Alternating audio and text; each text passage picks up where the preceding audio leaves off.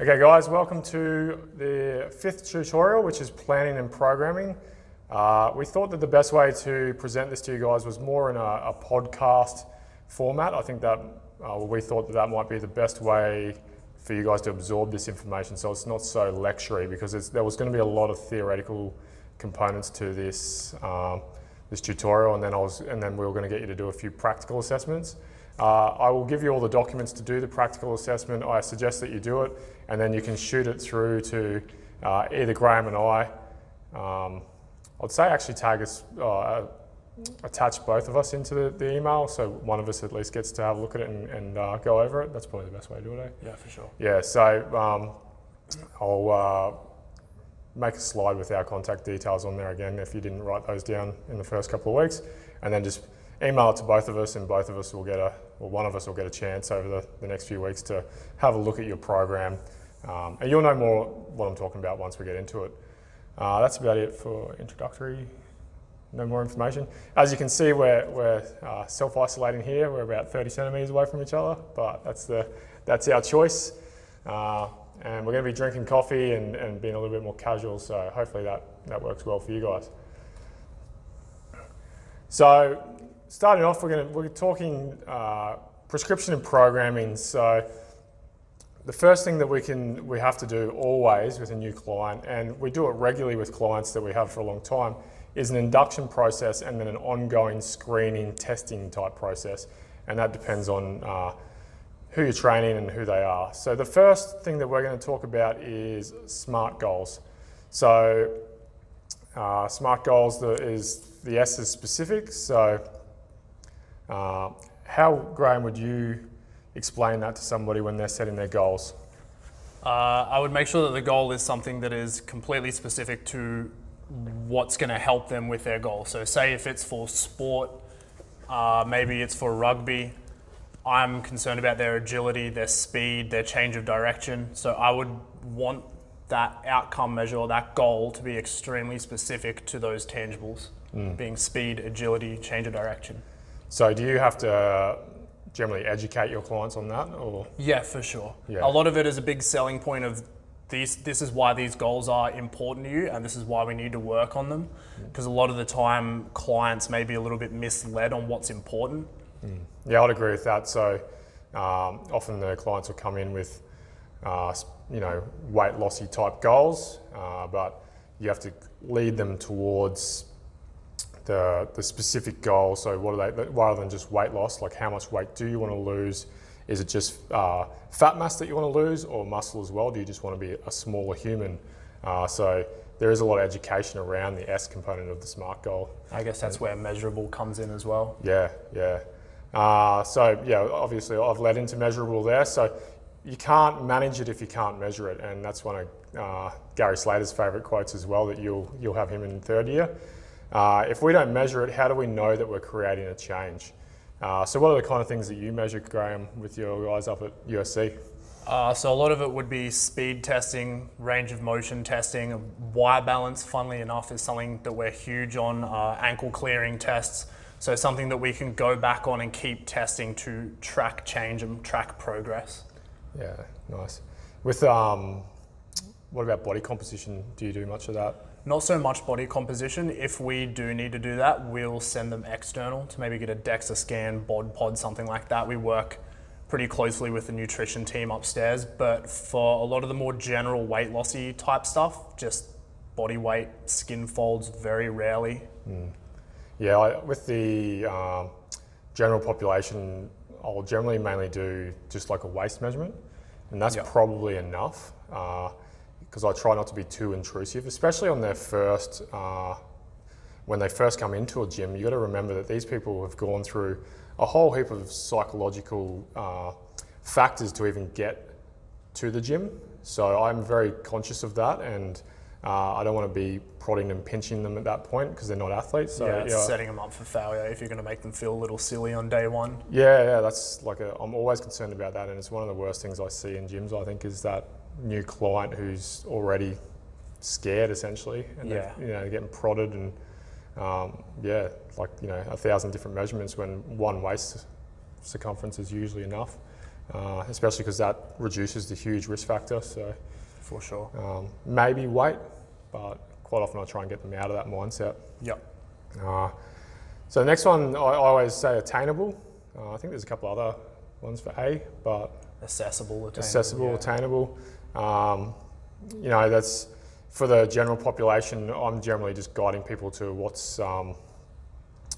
I think they could achieve with their. So you got to feel out how much they're going to change their diet, because they might have this idea of like, I want to lose 30 kilos, and they're not willing to change their diet. So I have to guide that and feel that out and get information out of them. Well, how's that with athletes? What do you?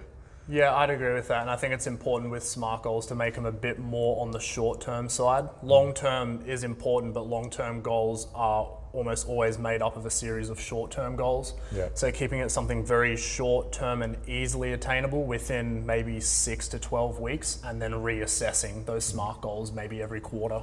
And then, so what do you do if they don't reach a goal that they've hit? What do you? Usually use that time to reflect on what can we do better. What did we miss out on? What do we need to push a little bit further forward? What can we change? And then usually the SMART goal doesn't change a whole lot. Maybe we change our frequency and how often we train, or we have a look at our food and our intake, or how much we're doing for recovery, and then reassess. And the next 12 weeks, we try to refine that process again.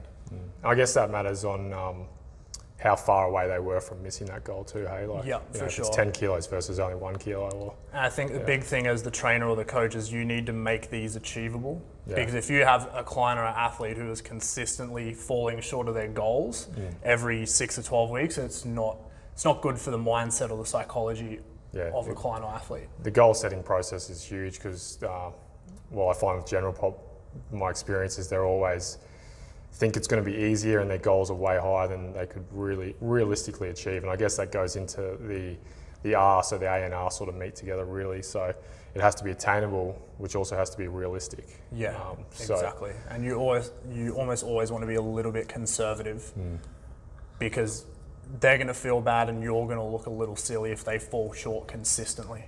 Yeah, I think beginner trainers promise too much, and then your client very much looks at you as it was your fault they didn't get there, even if they've eaten junk the whole time, missed sessions. So you have to be very careful on what you promise in this area.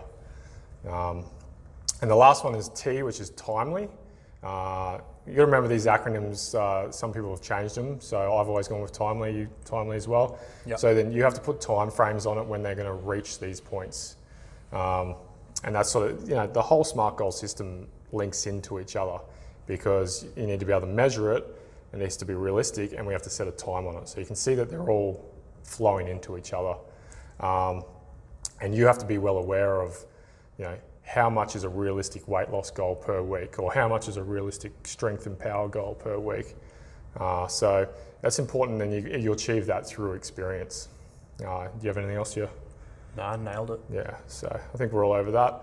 The only other, we're going to do that anyway when we talk about testing. So the other big one that you guys need to know, and we've touched this a lot in EPP1 and Y balance and screening, is injuries. So you have to know, especially if you're with performance-based stuff, what injuries your client has. So, and we've got some funny stories around this when we talk later on about the actual programming and how much your clients will actually tell you. So quite often you have to drag this information out of your clients. And do you find the same with young athletes? Yeah, for sure. They'll do anything they can to keep doing what they want to do or avoid what they don't want to do. And almost always you need to ask them point blank, are you hurt? Are you injured? Have you hurt this? Do you have a history of injury in this specific area? Otherwise it goes unsaid. And do you reckon that you can tell, like when you watch your clients, especially when you've trained them for a long time, can you see that they're injured? Or for sure, 100%. Yeah. So you can tell by the way they walk in the door if something's wrong. Yeah. So if you pay enough attention. That's what I was going to say. Pay attention. Yeah. So again, that's experience-based stuff, guys. But you can see how people move and if they're avoiding movement patterns, especially when you get better at like movement screening as well. The PAR-Q, you guys have been exposed to this in some of the other subjects, where you have to complete the PAR-Q before you do exercise testing. You should always do this with every single new client you get. So ESSA, Fitness Australia, I think Sports Medicine Australia, they've all sat down together and created one document, and that's free for you to download off all of their websites.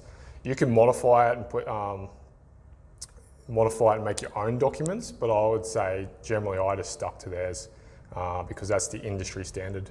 Do you guys use? USC Sport use something similar to the ParkU. It pretty well fits our own template, but essentially all the same questions are measurement of risk factors. Nothing really changes, just the template it's on. Yeah, I'm not sure on the copyright side of changing it, like taking the whole document and putting your own stuff on it. You're probably not allowed to do that, but you definitely can modify and make your own documents, but generally stick to that.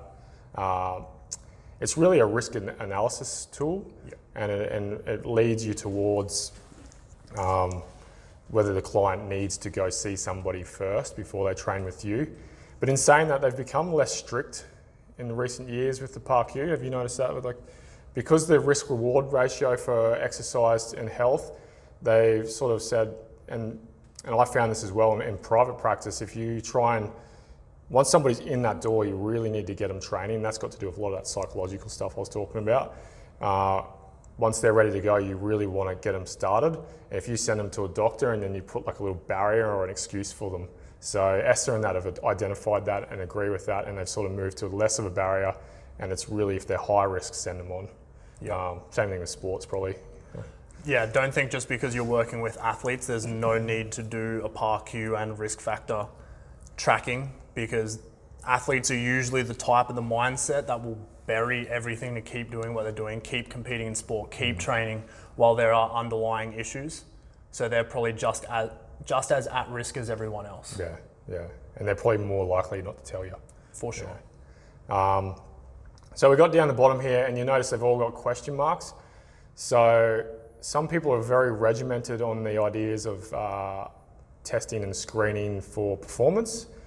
But from my experience, and Graham seems to agree, we're starting to move a little bit away from these strict testing type protocols, creating our own or just evolving our programs as they go. And I think the industry as a whole is sort of moving that way.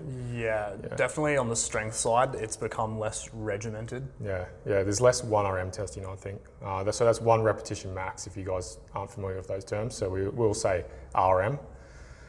So with the fitness testing, when I first came through, they were sort of pushing everybody to do like sub-maximal tests with most general population clients. So that's, we did an intro to sports science, and we did an exercise physiology one where we sort of bring people up to about 60, 70%, and then we estimate their max from there.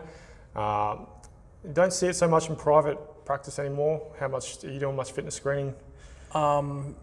We will usually do a sub-max test if they're individual-based clients or athletes, but when we work more with a team approach, something that's a lot easier to roll through, a yo-yo beep test. And they're not perfect, but given the time constraints and how many people you have to administer testing, it's perfect. Yeah. The main thing I would use it for in general population is going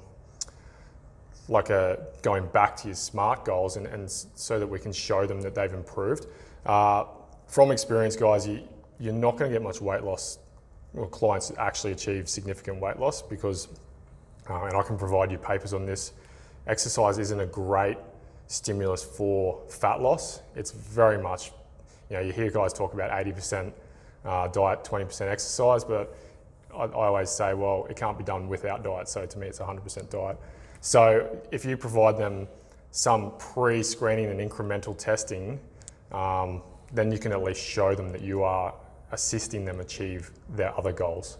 And then, you can push the weight loss goals back on them. Agreed.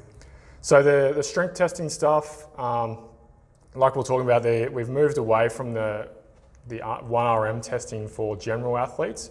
When do you reckon it's a valid tool? When would you use it? Strength testing? Yeah, so 1 rep max testing and 3 rep max testing too. I have never 1 or 3 RM tested an athlete apart from Olympic weightlifters. Yeah. I've only done it for myself, out of interest. Yeah, it's just not worth it.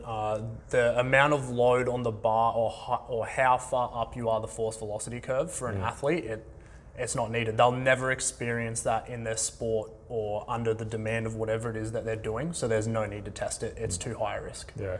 So what would be some alternatives for these guys to start thinking about if they're going to go into like more your field and strength power type activities? I personally use, if we're on the strength end, I'll be using something like an AMRAP test, which is as many reps as possible. So say I have an athlete who's coming off a volume or a strength block, maybe they're doing sets of 6 to 8 reps pretty comfortably. I'd increase that load by maybe 10 to 15% and let them try and perform as many repetitions as possible. Yeah. So you want a load where they're gonna fail around 6 to 8 repetitions, and from there we can use calculations to calculate 1 RM. And they're usually well within the ballpark. Yeah. They're precise enough. Yeah. We don't need to be testing For your compound lifts generally? Yeah, squat, deadlift, bench. Yeah. I found them to sort of overestimate isolation exercises. Oh yeah, you don't need an AMRAP or bicep. I was talking, when they're doing the predictions. Yep. So we're going to provide those prediction tables. I'll provide a link to those prediction tables for you guys. What about velocity training? That's getting pretty, it's been around for a long time, but it's getting pretty popular at the moment. Yep, so velocity training is great if we're tracking those power measures, not only for testing, but intra-workout, rather than prescribing sets and reps, we can look purely at velocity. So things like your gym aware with a tether that can attach to a barbell, a push band which can be worn. We can do these things on force platforms. Equipment's getting more and more usable and readily available and cost efficient. But rather than looking at the load that's being moved, we can look at the velocity in which it's being moved, and we can dictate where we're starting to lose power or starting to fatigue because velocity would decrease. Yeah, that's very cool. I've read a couple of papers on it. It looks awesome. Yep, the science is starting to show that it's quite precise, and we can get some pretty good training adaptations, and it allows us to kind of program on the fly. So I can give someone 4 sets, 4 reps, and they struggle the whole way through it. Whereas if I give someone a loose guideline and can see what their velocity is doing, if they're starting to gas at 2 reps and they're not getting anything out of reps 3 and 4 because it's out of that power velocity kind of range, there's no need to do it. I can pull them out. I can stop it. And we're saving that attribute and staying in that same range, like that very specific principle that we've talked about previously.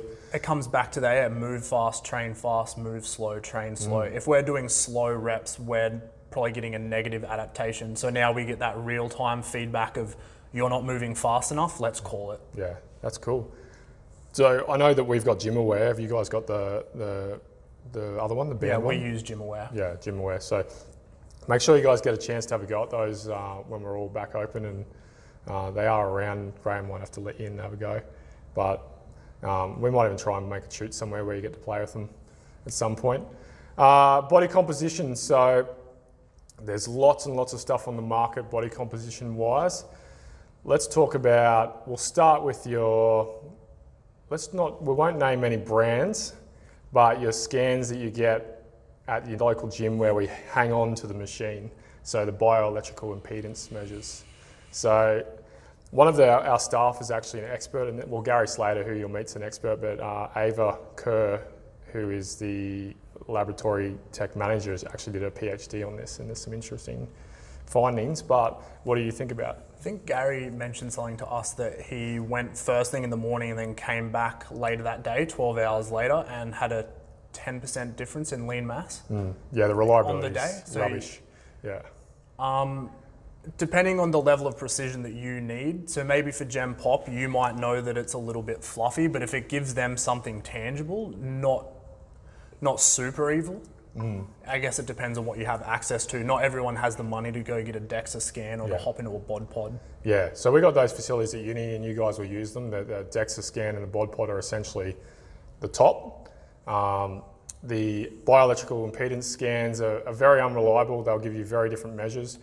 So what I would suggest, especially with Gen Pop, because they do love their printouts and they like to see results. So what you're going to do is you're going to try and control the reliability. So you ask them to show up in the same state. So that will give you a little bit of extra control, but again, it's not great. So by that I mean, you might do it on a Thursday morning every 4 weeks. Your client hasn't eaten, hasn't drunk, and has been to the bathroom, and they haven't consumed caffeine in 24 hours. And that will give you the most reliability between the scan, but you've got to remember that's the bioelectrical impedance is actually measuring the resistance of an electrical current. So, and then it's using a whole heap of calculations off of a broad range of people to estimate your body fat. So it's not super beneficial, but it is cool to look at. Athletes wise, what are you guys doing? Are you doing skin folds or body weight, or what are you tracking? Very rarely skin folds. For team-based, usually nothing, unless someone comes up with issues saying, hey, I need to get into X shape, I need to weigh a certain amount, I'm concerned about this. We'll kind of give them a bit more individualized support. And like I said, bit of support from the nutrition department so we can get our hands on bod pods, DEXA scans in some cases. But a lot of the time, girth, body weight, skin folds, just trying to keep track of that weekly. Yeah, I think like, you know, weight restricted sports like boxing, weightlifting, you know, things where like gymnastics where you want to be really lean. But other than that, there's, you know, again, maybe just a couple of tapes.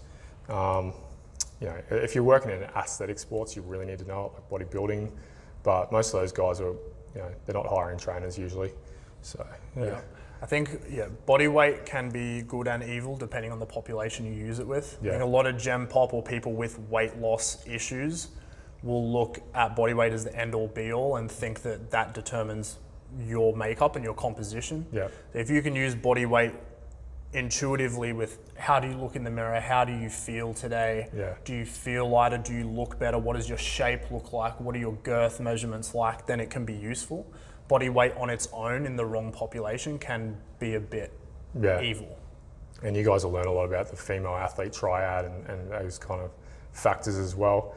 I just thought of a point while Graham was talking was athletes that you probably don't even think about trying to manage their weight, but often the endurance type guys, so triathletes, marathon runners, what they find is if they drop, say they're sitting at 65 kilos, 63 kilos, they put a PB in, 62 kilos, new PB, 61 kilos PB, and they get really obsessed with that. Then they hit 59 kilos and they're running slower than ever. But then in their heads, and I've known a few people with this sort of type thinking that they need to be lighter. And it's sort of like an endurance trap almost, hey? Yeah, that's why you need that multifaceted approach of not only weight, but what are our measurements like? We can track like, hey, when you sit in this weight range, you perform better. So that there might be a point where you're too lean or you don't have enough body fat and you're underperforming. So if we've got multiple sets of data to kind of find a trend, the better it's going to be for your athlete or client. And then you guys have to always remember that all body weight loss, so that's on the scales, will come with some fat and some muscle. You can't avoid it. It's the same thing with gain. The only way you can bypass that is through exogenous substances. Banned substances. Okay, let's move on. We've been on the screen for ages, so this is a huge one, guys. I had a lot of this issues with this in my career dealing with the general public, and then it'll be interesting to see what Graham's found with more athletes. I have worked with athletes before, but they were in a professional team setting, and you don't often have commitment issues at that top NRL level. It's probably more juniors coming through. But the huge one is, and you actually literally have to ask this question when you're going through the SMART goal process: is this your goal? Okay, because they might be there because their doctors said if you don't lose 40 kilos, you are going to die 20 years too early. Another one is often their partner's on their case about losing weight because they're worried about their health. Sometimes parents send their children in, teenage children. So you get a lot of that where they're not actually intrinsically motivated. It's all extrinsic motivation. And sometimes, if you're dealing with parents and children, there's rewards at the end. So they've told them that they get a new surfboard if they do this, or something like that. Interested to hear about you and because Graham's got quite a broad spectrum of athletes.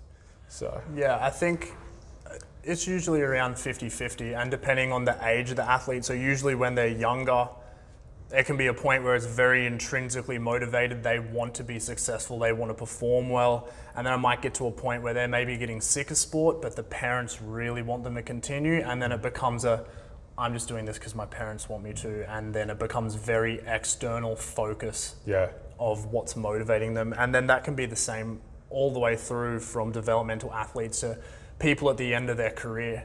Yeah. So I've worked with basketball teams, people that are maybe getting a little older, their training age is getting there, they're kind of maybe over the slope. Yeah. And it's less about, I love basketball, I want to get better at basketball, or I want to keep playing basketball for as long as I can so I can keep collecting a paycheck. Yeah. And I had a point that I was going to put in there, but I've forgotten it, so we'll come back to it if I think of it. Time commitment and restraint. So you guys really need to know, and again, you sort of talk this out with your client. So generally my initial meetings, I always scheduled out an hour and I always filled them. You're sort of kicking them out. So you need to know what so we figured out the commitment, say they're super committed. All right, what are your time commitments? What are your restraints? Do you have children? Do you have to work 100 hours a week? All those extra things that you have to work around when you're planning their sessions. Athlete-wise, you got mainly... Very similar. We'll give them a table and say, tell me when you're at work, tell me when you're at school, when is your sports training, when are you going to physio, how many hours of sleep are you getting? A big part of this I've found is trying to not have an ego as the S&C coach, because I know for me to get the adaptation that I want out of people, I want you 3 days a week, 4 days a week. But if they're already doing 6 to 8 sessions a week, and I'm trying to get them to do 4, that's more my benefit and a detriment to them. So this is the part where, as a good coach, you have to have less ego and think, well, how can I complement you for your goals, not how can I best get what I want out of you? Because as a coach, it's in your best interest to get results out of your athlete, but at what cost? Yeah. So it's very much like a caring role, always trainers, coaches, trainers, you're caring for somebody. And that's, you might find that your athlete really, really wants to train, but they've got, 40 hours of work to do, 20-hour a week study commitment, maybe a young child, partner, they're committed, they're intrinsically motivated, but they just can't get there, or they're too tired. Yeah, I've had multiple situations where I've sent athletes home, told them to have a week off. Maybe we've been doing a 4-session-a-week training cycle, and then I've dropped them back to 2 just because they're underperforming in their sport. Yeah. And their lifts in the gym and their performance in the weight room is going through the roof, but on their court or whatever sport they're doing, they're underperforming. And at the end of the day, my job is to help with their sport and to assist with their sport. I'm not trying to make them gym athletes. I'm trying to make them better throwers, weightlifters, basketball players, runners. Yeah. And I think a lot of trainers get caught up in that, and even athletes too, once they start lifting weights, they get caught up.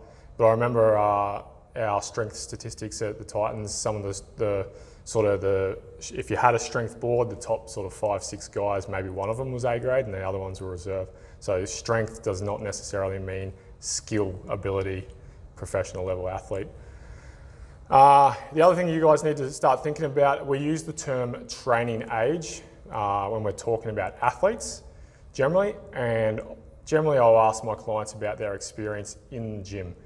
And this can be very broad because you may have somebody who's done, they've gone to the gym twice a week for the last 10 years, but all they've ever done is Les Mills classes, versus somebody who's gone to the gym for 4 years, 3 times a week, but they're following like a strict periodized strength training. So they're very different people, and that you'll experience that in the general pop. And then when you go to athletes, you'll have so we start seeing them at about 11, 12 years old to 35, 40-year-old guys ready to retire, and those 40-year-old guys probably know almost as much about training as Graham and I, and these guys you have to start from the start. So what do you... Yeah, for sure. And certain populations will definitely embellish their training age. So a lot of the time they will tell you their level, their training age, how much they've done, and then once it's put into practice, you can kind of see, not so much. You can very quickly identify it. So usually you have to be conservative with what they say about their training age. It's much easier to see someone knock something out of the park and progress them, rather than give them something too difficult, they underperform, they feel silly, and then you have to regress them. That actually brought me to an interesting thought then was, We can identify an athlete if they're talking up their training age. We can also identify you guys if you haven't practiced your gym. We see it very quickly because, you know, I've done weightlifting since 2005, and I even done some when I was younger, and it's my hobby and thing. Graham's done it for probably just as long. Yep. We know if you don't know what you're talking about. Sorry to tell you guys. I just remembered that other point that I was going to talk about before is the sub-elite athletes, when we're talking time commitments and restraints, generally are very, very intrinsically motivated, but they're probably the hardest to program for because they have all these other time commitments like work. Whereas with professional athletes, all they have to do is train. So Graham has to deal with sub-elite guys mainly. Yep. Lucky enough in basketball to work at the top in the NBL and then the league below it with the NBL 1 and QBL.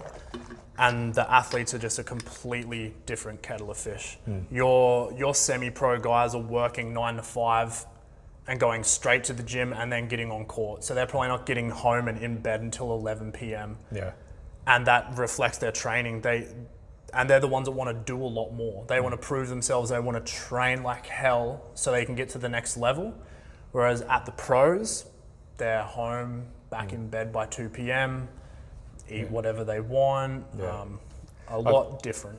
I found one of the sad truths is some of the guys I met at the top were a little bit lazy, but they're just genetic freaks. Yep. They love the sport. They hated training.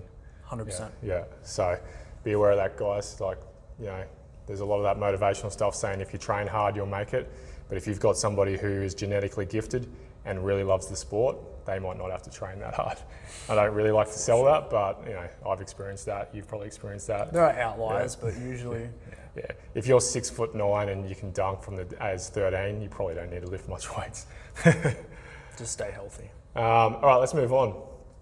So where we're going with this program, or today's shoot, is introducing you guys to long-term exercise planning. Now, there are textbooks this thick on long-term exercise planning. A lot of people have very different ideas of how it should be done. It's progressed over the last few years, sort of the last 15 years to become I'll use these terms later, but it very much used to be a linear programming. Now there's a whole heap of like wave patterns, and we'll introduce you to that. But essentially what you guys have to do is take this introduction and move into thinking about it and looking at it yourselves more, because like I said, there's lots of information, lots of different opinions. There's no right or wrong, but the basic concepts that you'll learn today, they don't really change, do they? No, a lot of this stuff is very conceptual, but the basics are always the same. No matter what concept you're working with, almost all of them follow a certain set of rules or guidelines. Yeah, and that's just, it's probably mainly so that I can read your training program. You know, you could name it other things, but then you're just renaming it for the sake of renaming it. For sure. So this slide's more introducing what each thing is, so it'll be a bit more just listing it out. So our first big cycle is a macrocycle, and we will plan that out according to what your athlete does, right? So if they're an Olympic athlete, 4 years, 4-year blocks, always 4-year blocks. So that's generally the largest cycle that you'll plan. You might do longer plans with somebody in development, but generally not. Like 4 years is your max usually.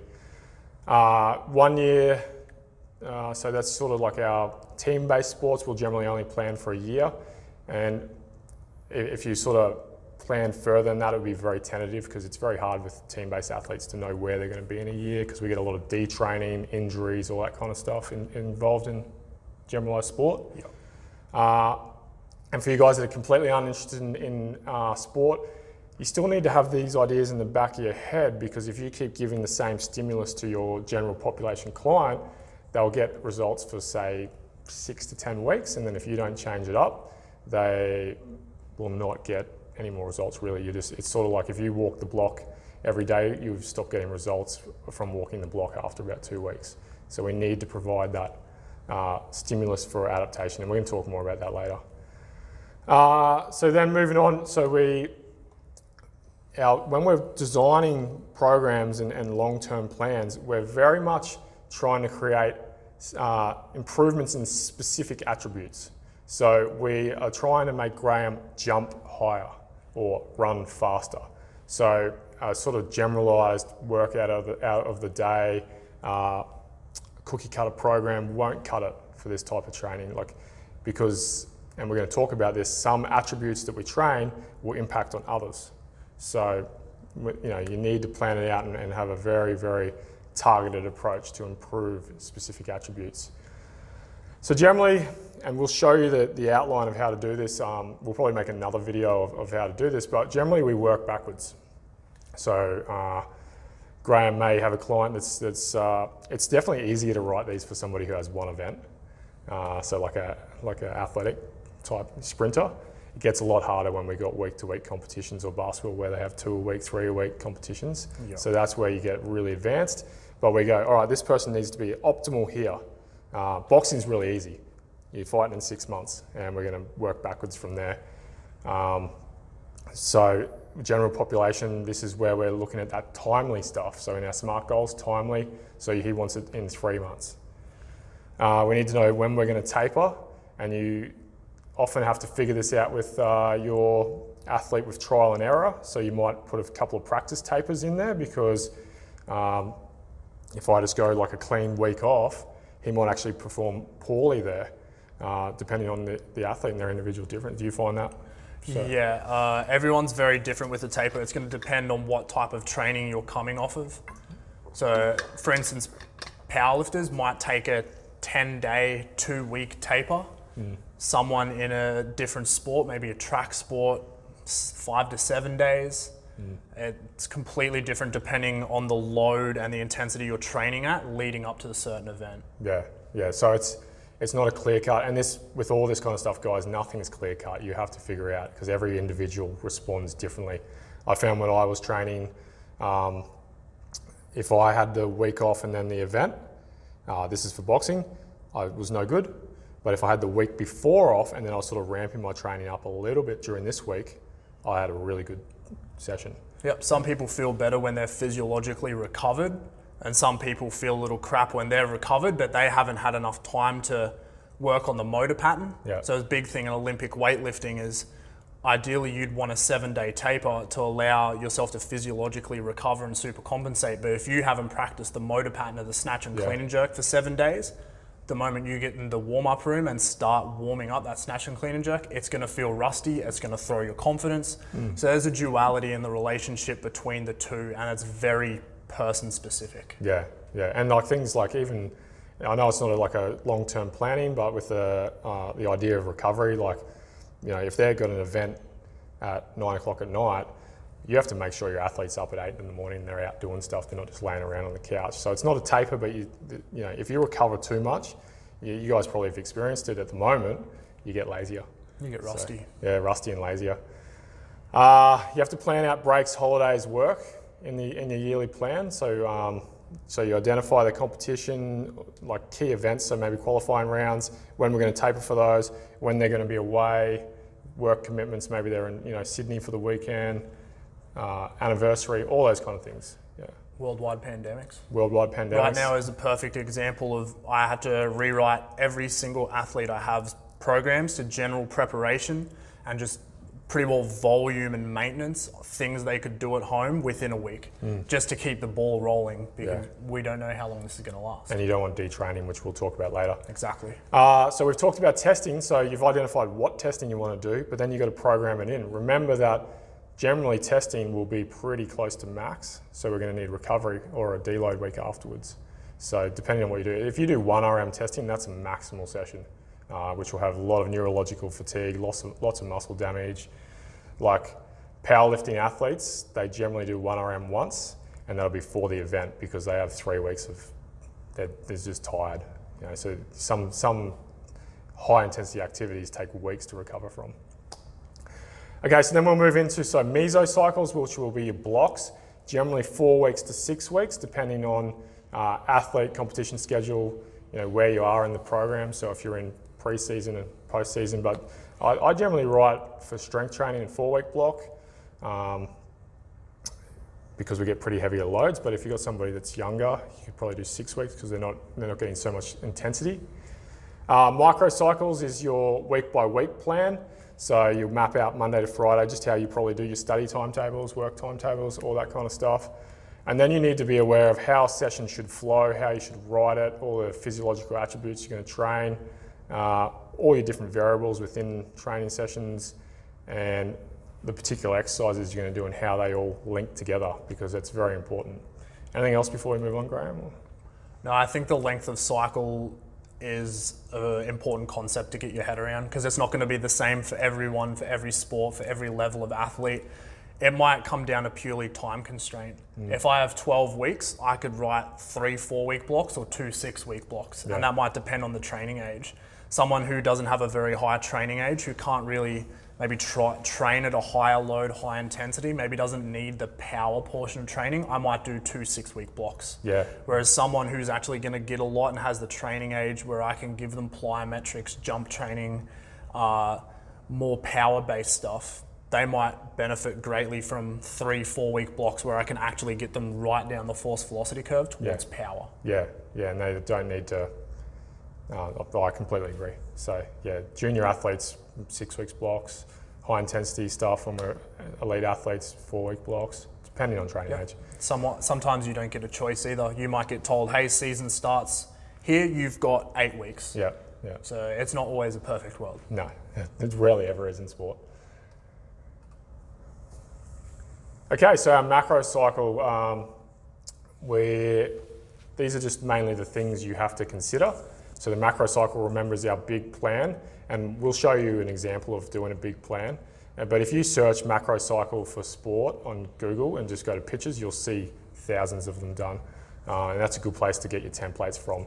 So you need to be thinking about loading. So this is generally intensity, so how heavy or how fast. So I generally talk in strength terms because that's my field, but if you're going fast, so in something conditioning based or like running based, that's high intensity.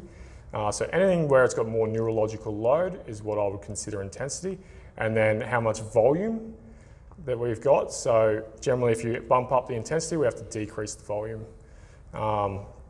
We have to think about our detraining. So Dale will talk about this in the lectures, and we can talk about an exercise physiology. So, and these are just completely made up. There is a table in it, and I'll look them up. But say that our mitochondria starts to decrease at 7 days.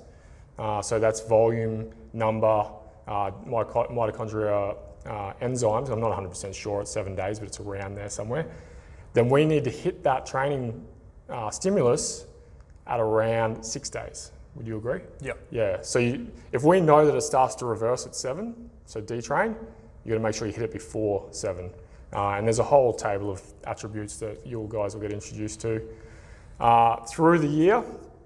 Through the macro cycle, we move from general prep to more specific prep. So general would be when we're trying to increase physiological attributes. So we're just literally trying to increase Graham's VO2 max, or we're trying to increase his lean muscle mass, so hypertrophy.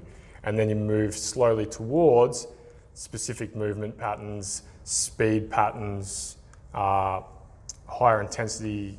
So like it's sort of a speed pattern, but we'll be operating at sort of more race pace or that kind of stuff. If we've got team sports, it'll be more repeated sprint ability rather than just basic sort of conditioning.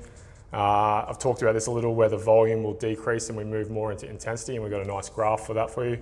And then the motor control based stuff, so closed skills moving towards more open skills. So closed skills would be Graham and I practicing passing, to an open skill where we're actually on a field with defenders and we can't predict stuff. So there's the generalized move towards the event. So don't think about it in a year. So the event, we might have an event at 6 months and an event at 12 months. So we'll do that twice, moving towards the more, the right-hand side of those macro cycle components. Yep. Anything else there? The concept I like to think of with macro cycles is training to become a healthy human, training to become a healthy athlete, and then refining the athletic capabilities for your sport. Yeah. So everyone should have a requisite level of what they can and can't do and function, and that's going to be our general preparation. Everyone should be able to squat hinge, press, do certain things with their own body weight, have a acceptable amount of mobility, range of motion. And then far from that, we expect that, most athletes are going to be able to jump a certain amount, they're going to have a certain amount of speed, they're going to be able to change direction. And then as we get closer to competitions, like, okay, what type of athlete are you? You're a sprinter. I need you to be really fast between 10 and 20 meters.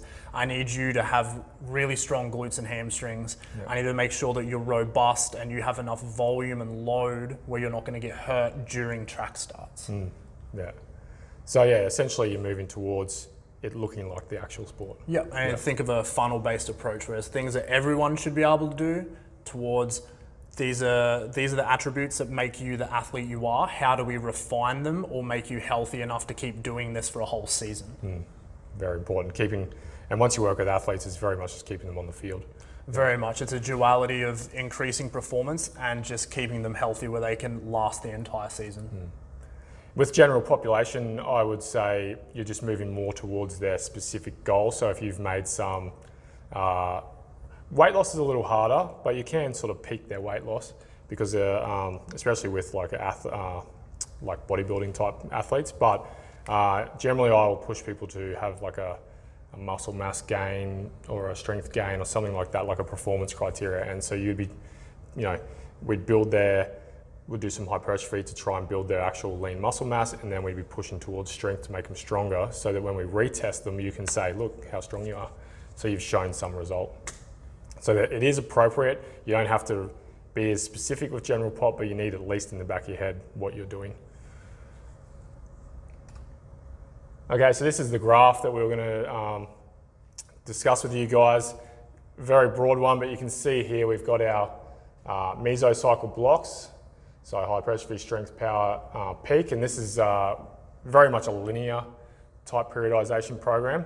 And you can see that hopefully you guys can see my cursor when we're doing it like this. So we're starting at hypertrophy, which is high volume, and you guys should be starting to understand that volume's key for hypertrophy. And then we move towards a strength phase, power phase, and then peak could be very much same speed characteristics on the that kind of stuff. And then you can see that intensity's increasing as the volume's decreasing. So that's a very important concept to understand. You don't want to increase intensity and volume at the same time. They should cross over. Anything else you want to talk about there? Or? No, nailed it. So we've talked about this actually. So mesocycles, we talked about 4 to 6 week blocks. Generally, we're trying to build specific attributes. So this block we're trying to build hypertrophy, like you saw in that last graph. But you've also got to have in the back of your mind not to lose attributes you've previously built. So we wouldn't want to go into an endurance phase and lose all the strength that he'd done the last 6 weeks. So you still need to have that deload idea in the back of your head. We're going to build up to an overreach. So we'll talk about that a little bit more, but we're going to push them beyond their capability, create stimulus for adaptation, and then we're going to rest them for a week. But by rest, I mean deload, because they don't get a full week off, and not train, because then we might have a detraining effect. So we sort of covered it. Is there any more we should talk about here? Or? The overreach is super important in the mesocycles. We can't just give someone the same volume, sets and reps for 4 weeks and expect them to get much stimulus out of it. You need to kind of overload them a little bit to give stimulus for that adaptation to create change. Yeah. And much the same as the deload. If we keep overreaching, that eventually becomes overtraining. So we need to kind of beat them up a little bit and fatigue them, and then pull right back and allow them to freshen up. And that's where we get that super compensation where we see in the later slides. We've got some slides for that as well, guys. A perfect example, I'm sure we all know somebody who goes for a run every single day and does the same track every single day. And they don't get any faster. Yeah, so they're literally just burning energy and then putting that energy back on when they eat, because they're not creating a stimulus for change. So they've already adapted to that, and then there's no more stimulus to get any more adaptation. And we see that a lot in gyms, people following the same program for 3 years in commercial gyms, running the same track. You see it all the time. Yeah, that's where we get that general adaptation syndrome. Yeah. Where if we keep doing the same thing forever, our body is not being given a stimulus to adapt and become better at it because it's comfortable. Yeah. And that's where that progressive overload comes in, is we need to keep changing the stimulus that we give so we can compensate and become better. So it's very important for general pop as much as it is for athletes.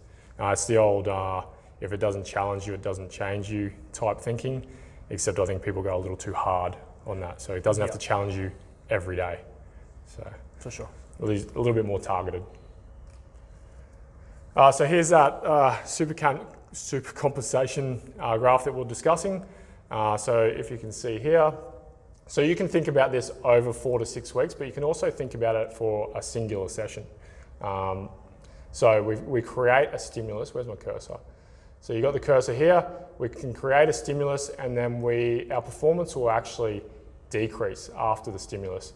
So one of the things you have to really, really understand is we don't actually improve whilst training. We improve in this next phase over here. So we've created a stimulus, there's some muscle damage, our performance will be lower, so we're in this fatigue phase.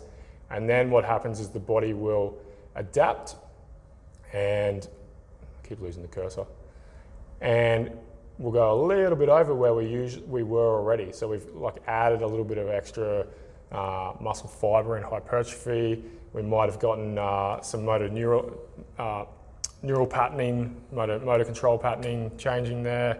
Nerve fibers are switching muscles on quicker. Muscle fibers might be starting to shift towards more of a different attribute. So you guys will talk about fast twitch, slow twitch in your prescription and programming. And then you can see if we go too hard, this is the red line, you've created, so this is we're trying to stimulate, not annihilate phrase that you may have heard of before. If I go in and annihilate, I've just created such a stress response that all my body's trying to do is get back to normal. And a good way I explain this, and it's not exactly the same, but it's a good way to get understanding of the idea, is if I get my skin and I just rubbed it like this, over time, that skin would get thick and hard. But if I just ripped it so hard that it actually tore and I was bleeding, it would just so the alarm phase is like the red phase there. All I'm going to do is come back to a scav and go back to normal with maybe a weaker skin there. So it's not exactly the same, but I think it seems to help understanding. Is there anything else, Graham, that I need to talk about there or we need to talk about? I think this might be one of the most important concepts in all of programming and periodization. You might have the best U-Butte exercises and tool bag of what's going to help your athletes, but if you don't understand how to create that functional overreaching and allow for super compensation, you'll get nothing out of them. Yeah. And that could be as simple as something as in a 4-week block, having a week with everything has an extra set, or maybe we're supersetting certain exercises, maybe we're shortening rest periods, maybe we're adding in extra exercises, anything like that where we can kind of get them to overreach a little and then super compensate. If we do the same thing every workout, every week for weeks and months, we get nowhere. Yeah, and it's very much, the general population think that all the magic's happening here at the workout. Now that you guys are high-tech sports scientists, everything's happening usually when you're sleeping. The recovery is the most important part to actually create super compensation. That's what makes us better. So anything else, those hardcore workouts that you do every single day, the same sort of stuff, all we're doing is burning energy, putting it back on when we eat. We will have adaptation, but that stops at some point. And that's sort of where you see a lot of the general public in fitness facilities, commercial gyms get to. Anything else? Agreed. Oh, very cool graph that Graham found, you guys. So this is, if you're looking at it as a long-term training program now, we can see different ways that these blocks would happen. So you can see here we've got this slight positive super compensation, and we've got this nice, the graph is progressively increasing, and this is probably a more aggressive approach. You couldn't expect to do that all the time, but you maybe might have off-season, something like that. If we weren't juggling too many other commitments, it's possible. Yeah, and then you might have like a longer recovery period. Or someone with a low training age who, we call it noob gains. Yeah, new people, it's, once you've trained for 5 years, it gets very disappointing how quickly people can catch up. Oh yeah. Yeah, because we're working on kilos at a time and they're jumping, big weights. So these waves are very much sort of like your 4 to 6 week mesocycle blocks. And then you can see if we don't allow super compensation, we get negative gains. And that happens a lot with just randomized training programs. You can do sort of like a multiple overreach, but you've got to be pretty experienced to start looking at that. I would generally stick to something like this. Do you ever do that much, Graham? No, I think the risk reward isn't quite there. I'm usually looking for the first one is the most realistic and the least risky. And then down the bottom here, you're really high risk of common colds and flus, injuries, all those kind of things. So it's maybe pre-season, but even then I'd prefer something like up here, For sure. like controllable gains. So this would be more a young athlete, new to training, and this is sort of your longer training where we're trying to get maybe an extra half a kilo a block type thing. And that's the kind of numbers we're talking, guys. Half kilo blocks, you're doing well. And then this one's just null, so you can see they're not providing enough stimulus to really get a decent super compensation, so the athlete just stays the same. And then a concept that you probably haven't even been introduced to yet, guys, is you will have non-responder athletes where the stimulus that you provide, 90% of people might recover and gain muscle, and then there's 10% that might not even get any results from that. So be aware that some people with different stimulus may not adapt at all. So. And that might be purely dependent on gender, sport, training age. You might have guys who have come from a bodybuilding background who have just trained high volume all their life. Yeah. And if you put them on a hypertrophy block and give them your idea of high volume, they're going to get nothing out of them. Yeah. Whereas if you had someone who trained high volume most of their training age and you threw some high intensive, short of volume stuff at them, they'd probably thrive because it's a stimulus that they're not quite used to. Yeah. And a good example here, I always say, is if you've got somebody who is definitely genetically predisposed to endurance sports, so they're 70% type 1 fibers, and you give them a hypertrophy program that usually makes people grow, it's probably unlikely they're going to put on significant muscle mass. But if you give that person 1 kilometer repeats and stuff like that, they're going to get really increase their VO2 max, maybe their ability to work at lactate threshold, all that kind of stuff. So some athletes just aren't designed to do certain sports. So, okay, so microcycle planning is our week-to-week training. Quite often what you'll have in a athletic setting is you might have the big macro cycle, and then monthly you plan out the microcycles because stuff changes. So you've got an idea of where you'd like each block to go. So you know that this block's hypertrophy with a little bit of strength, the next block's strength with a little bit of power, but you don't write out all the blocks for the year because often things change.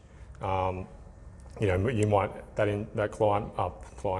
athlete might have, they're not responding well to your strength block, and you might have to come back and do it again, or, have you got any examples where we could go with that, or? No, I'm not sure. I would say that with the microcycles, there's definitely not as much change as you get with your meso or macrocycles.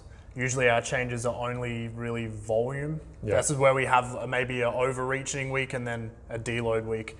If we're changing our reps and sets every microcycle or every week, we're not really giving the exposure to our clients to get the stimulus they need. The same thing with changing the exercise. Yeah. If you changed your exercise every week with someone, you'd be fresh out of ideas in 6 months. Yeah. And you've got to give them a chance to become really highly skilled and highly adapted to an exercise. You don't want them to be a jack of all trades. Well, it might take someone a month to develop the motor pattern of a squat to be able to actually get to a point where we go, okay, let's add some load to this thing. Yeah. I've had people who have squatted the same weight for maybe 3 months, and that's not because they weren't strong enough, but just because the pattern wasn't quite there yet. And we go through every different type of squat possible around the same load, just trying to see what would click for them, so they could ingrain that pattern, and then we can start to look look to overload the movement however we can, whether that's tempos, load, intensity, extra volume, extra sets, reps, anything. And that's, I've had general population clients where we work on the bodyweight hip hinge and the bodyweight squat and scapular retraction unloaded for 12 months. And they still, every time they walk in, I'm like, let's do a hip hinge and let's start again. Yep. So Microcycles are important to have some change, but definitely don't throw the baby out with the bathwater. So things we have to think about, so we've got like a 1 week sort of schedule, like how you'd write your study plan or your work plans, maybe 2 weeks depending on the blocks and the athlete and how their work schedule works. So they might have a 9-day fortnight, so it would be more appropriate to write a 2-week block. So we need to ensure adequate recovery, so that's between sessions and between blocks. But mainly for the purpose of this will be between sessions, so we're not putting a strength training program on legs on the Tuesday afternoon and then a sprint session Wednesday morning. We don't have them doing, say they're a trade-based career, and they're not going to be doing their heaviest days on like a Thursday, Friday when they've got a full week of, say they're a concreter, of that load building up. You got to think about concurrent attributes. So some attributes, it's okay to train together, and some you're going to get negative results. Were you going to jump in there? Or? No. Recoverability, so this is sort of what I was talking about a little bit earlier. So how long does it take to recover from a strength power session versus how long does it take to recover from a pure endurance session? So if you just do a 10K run at 70%, you might be good to go in that afternoon. Whereas if you've done a heavy strength power session, you might need 4 days, depending on your athlete. And then how you do your splits. So this is an evolving science. There's more and more literature on this. So bodybuilders like to do upper body, lower body, arms, back, chest. But generally with athletes, we are moving more towards whole body training every single session. But how does that fit in the program as a whole? Yeah, there's definitely some times where I would use a split, maybe just upper lower. I definitely wouldn't be going back and bias chest and tries with any athlete, but say if a court-based athlete and they have court-based training sessions at a rather high intensity every Tuesday, Thursday, I can't give them much leg exercises or heavy strength training on the legs the day before a court session. No. So maybe I use that day to do an upper body session because I know that their upper body is not going to be super important in those court-based sessions. Whereas if I have the day after a court session and then they have a day after to recover before they're back on court, that's when I can train legs, where I've given them a chance to recover. And it won't always be upper body, it might be a 70-30 split. Yeah. So it is still whole body, but there are some biases between the two. So I might have, if there's 6 exercises, there might be 2 lower body, 4 upper body, and then conversely 4 and 2. And then the lower body ones, when you do that, might be more maintenance type, rather than accessory strength style, gaining. like RDL, single leg RDL, Nordic curls, that kind of stuff. I'm not going to be getting them to do heavy squats, trap bar jumps, and then get them on court the next day. A great example of this from my experience was, say you had with the rugby league athletes, a Sunday game turning around into a Friday game. We can only fit 1 strength session in because a Sunday game takes 2 days to recover. So there might be a recovery session on the Monday, maybe a really, really light run around on the Tuesday, so active recovery. Then we do a proper weights training session and a field-based session on the, what I'm up to, Wednesday. Thursday might be a light run around.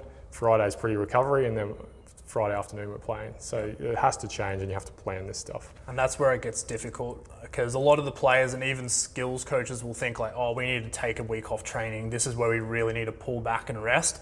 But sometimes to keep that plot, to think of the bigger picture and to also keep their training load and resilience up, you need that week. Yeah. And you might drop their volume a little bit so they're not overreaching. It might just be a maintenance week, but it would be more detrimental a lot of the time to just throw that session completely out and go, oh, let's scrap the week. Yeah. And then even like really, like the best guys I've seen them, they'll actually say there's a really weak team. They might push through that week pretty heavy because this team are the easy beats, preparing for the hard team in 2 weeks. So they know that they're going to pretty much run over this team. So there's some advanced concepts around that too. Anything else, or should we move on? No, I agree there. Okay, so session planning. So this is the individual session now, the things that we have to think about. So you very much have to have in the back of your mind what your client's goal is. The biggest issue I think in strength and conditioning and PT is a lot of PTs are thinking about what they want to do, quite often because they're bored, but you need to be very, very aware of what we're trying to achieve in that session. So each session has its own goal, whether it's hypertrophy, strength, cardiovascular, rehabilitation, mobility if they require that. We have to be thinking about recent training, so what was the stimulus that they've had, what intensities have they had, what muscle groups are under fatigue, what are your time limitations, do we have an hour session, hour and a half session? In PT it was quite often I had half an hour sessions just because business-wise it was better for me to allow them to do their warm-ups and their cool-downs by themselves. Location, so this is the kind of stuff we've discussed in class. Where are you doing it? What equipment do you have? How many people will be around? If we're outside, what's the weather forecast? These days, do you need social distancing? So you can't just go to a park and have work near other people because that might look like a boot camp. So you need to know all these things and current injuries. So in current injuries, quite often athletes will walk in and clients as well, and they'll tell you as they walk in, hey, I've got this injury. So even though you've planned the session, say you're going to do a pretty heavy legs day, they might walk in and say, I rolled my ankle. And Graham was telling me a cool story about, well, not a cool story, but...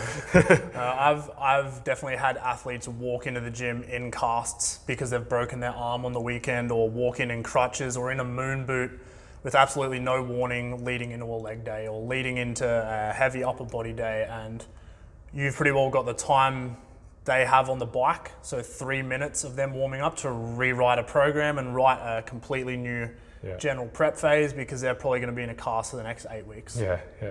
You just reminded me when you said moon boot. I had she was about 17 years old and she was going to the States to one of the college field-based hockey teams, and she'd been sent the strength and conditioning program and they had no idea how to do it. So they engaged me to just show her how to do it correctly so that she wasn't showing up in this college-based setting, without 3 months prep training. And she showed up one day in a moon boot from the game because she used to play like 4 games a week, one of those type of athletes. And I was like, the program that your coach has got, we got dumbbell snatches. It wasn't a program that I'd like to write, but I was following their program, so I was teaching her how to snatch, teaching her how to clean and press in a moon boot. So I changed it to, I actually was teaching her dumbbell clean seated because I thought it was more important that she knows how to do that movement pattern going into a college where she has to do that so she's not embarrassed. For sure. Yeah, so it happens all the time. Be adaptable. Okay, so I found last year when we were teaching this is probably where the most confusion happened. Would you agree? Yeah, for sure. So this is your session order via attributes, things that you have to think about. But it's not a regimented, strict idea. It's more of a guideline. It's probably the best way to think about it. Yeah, I think a lot of people took this order as a hard and fast rule of a big no-no to put power further down or to do core first or core last. Yeah. And it's very much your understanding of physiology and recoverability and stuff will come into this. But you can swap some of these parts through, but then it gets to a point where you shouldn't do endurance or conditioning before speed. So, there's kind of like, there are things that you shouldn't do, but the ones that are close there, so like, speed, power, strength, you can slightly alternate some of that stuff, but you wouldn't want to alternate 9 and 4. So going through that, 1, 2, and 3, you guys should be all over that from our warm-up discussion in Shoot 1. So that's our raise temperature, activate, mobilize, and potentiate. So mobility, local activations, more that generalized warm-up, and then neural activation, probably more specificity. So you're getting the body ready, essentially. And we don't always necessarily have every single one of these steps in a session. No. If we're in the off-season and the athlete's goal is to maybe develop size and hypertrophy, there might be 1 through 3 with our mobility and warm-up, and then it's just purely strength and hypertrophy. Yeah. And then, the warm-up might be very much, say that they're going to do a deadlift day. It's just building the deadlift sets up. Movement prep, yeah. Yeah, with a bit of movement prep in between. Say for an endurance athlete, a lot of the time it might be 1 through 3 and then 8 and 9 and then that's it. Yeah, yeah. So to quickly run through it, so speed's anything that requires fast movement patterns. So that's sprinting. I'd put your plyometrics in there. Jumping, and then power will be all our Olympic weightlifting, loaded jumping, all that kind of stuff. So you guys should see the velocity power curve in some of your lecture slides with Dale. Then we're moving into strength. So strength is generally heavy, but the movement's quite slow. Very similar attributes though, because we don't often go over 5 reps. So it's very much ATP, CP system, fast twitch fibers, heavy neurological load. Hypertrophy is very much related to load and volume, and then metabolic attributes as well. Endurance, the reason why this doesn't translate very well is now we're very much type 1 fibers, metabolism, all that kind of stuff, VO2 max, so our heart's ability to provide oxygen to the muscle, all those different kind of adaptations. So it's very different. That's why we don't usually throw that first. And then we don't want to carry that fatigue over into power, because power is very much quality over quantity. Yeah, you hear that training power under fatigue a lot, and it's a cop out. It's poor planning. Yeah. I don't buy into it. No. So I always look at it like if I'm training power and I'm very powerful fresh, then say I've improved my power from arbitrary numbers 100 to 150, 100 is going to be easy for me now. I'm fatigued. Yep. Whereas if I'm always training at 80 because I'm doing it under fatigue, now 60 is easy for me. For sure. And those numbers are completely arbitrary, but that's the concept. And there's such thing as training the ATP PCI energy system and trying to fatigue that, and we're having that kind of decrement back up repeated efforts. Yeah. But we're doing that to train the energy system, not to train power. If I'm getting someone to do repeat sprints, I'm not doing that to increase their power. No. I'm doing that to refine their ATP PCR system and their aerobic system to recover between efforts. Yeah, so their ATP CP replenishment. Yeah. So their ability to offload ATP CP quickly and replenish it quickly. So when we see that power under fatigue training, we're very rarely developing power. We're more refining the energy system that is associated with power. So you would not give someone a very complex pattern, maybe a clean or a snatch or a loaded jump for power training under fatigue. It might be something as simple as jumping or sprinting. Well, in my mindset, I've always thought, if we're doing a power-based movement for, until fatigue, then essentially we're working on conditioning. So our ability to replenish ATP CP, if we're moving into the lactate threshold, our ability to clear that stuff, provide energy. So how's that any different from me? So if I do, say, 50 squat jumps, or I do a Wingate on a bike, like besides the movement patterning, the physiology stuff's very similar in my mind. Yeah. It's very energy system based. Whereas when we're looking at true power training, we're looking more at the neural activity and our speed of contraction. And it's more about the central nervous system than it is the periphery.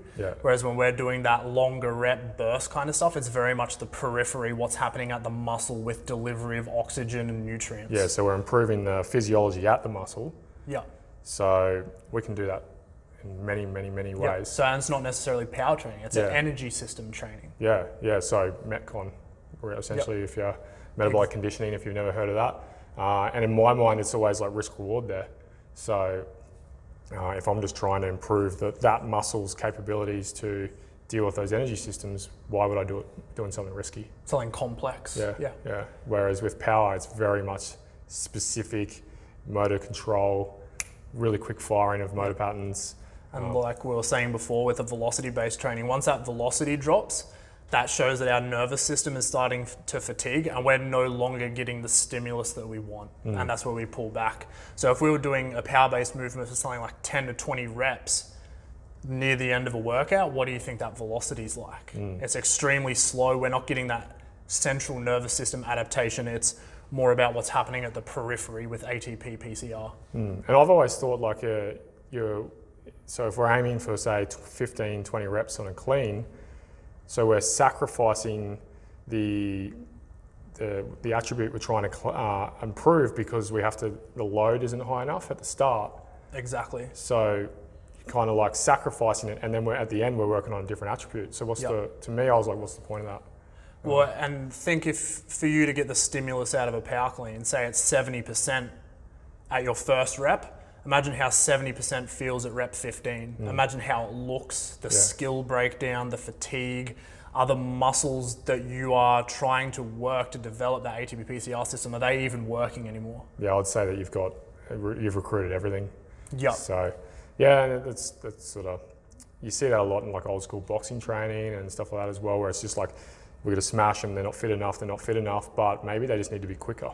You know, they look like they're not fit enough because they're getting hit more, because they're not quick enough or not powerful enough. And there's a time and place for both. We can have power at the top of our session where we're doing loaded jumping cleans, really short burst sprints and giving plenty of time to recover, because that's where we're going to get our central nervous system adaptation.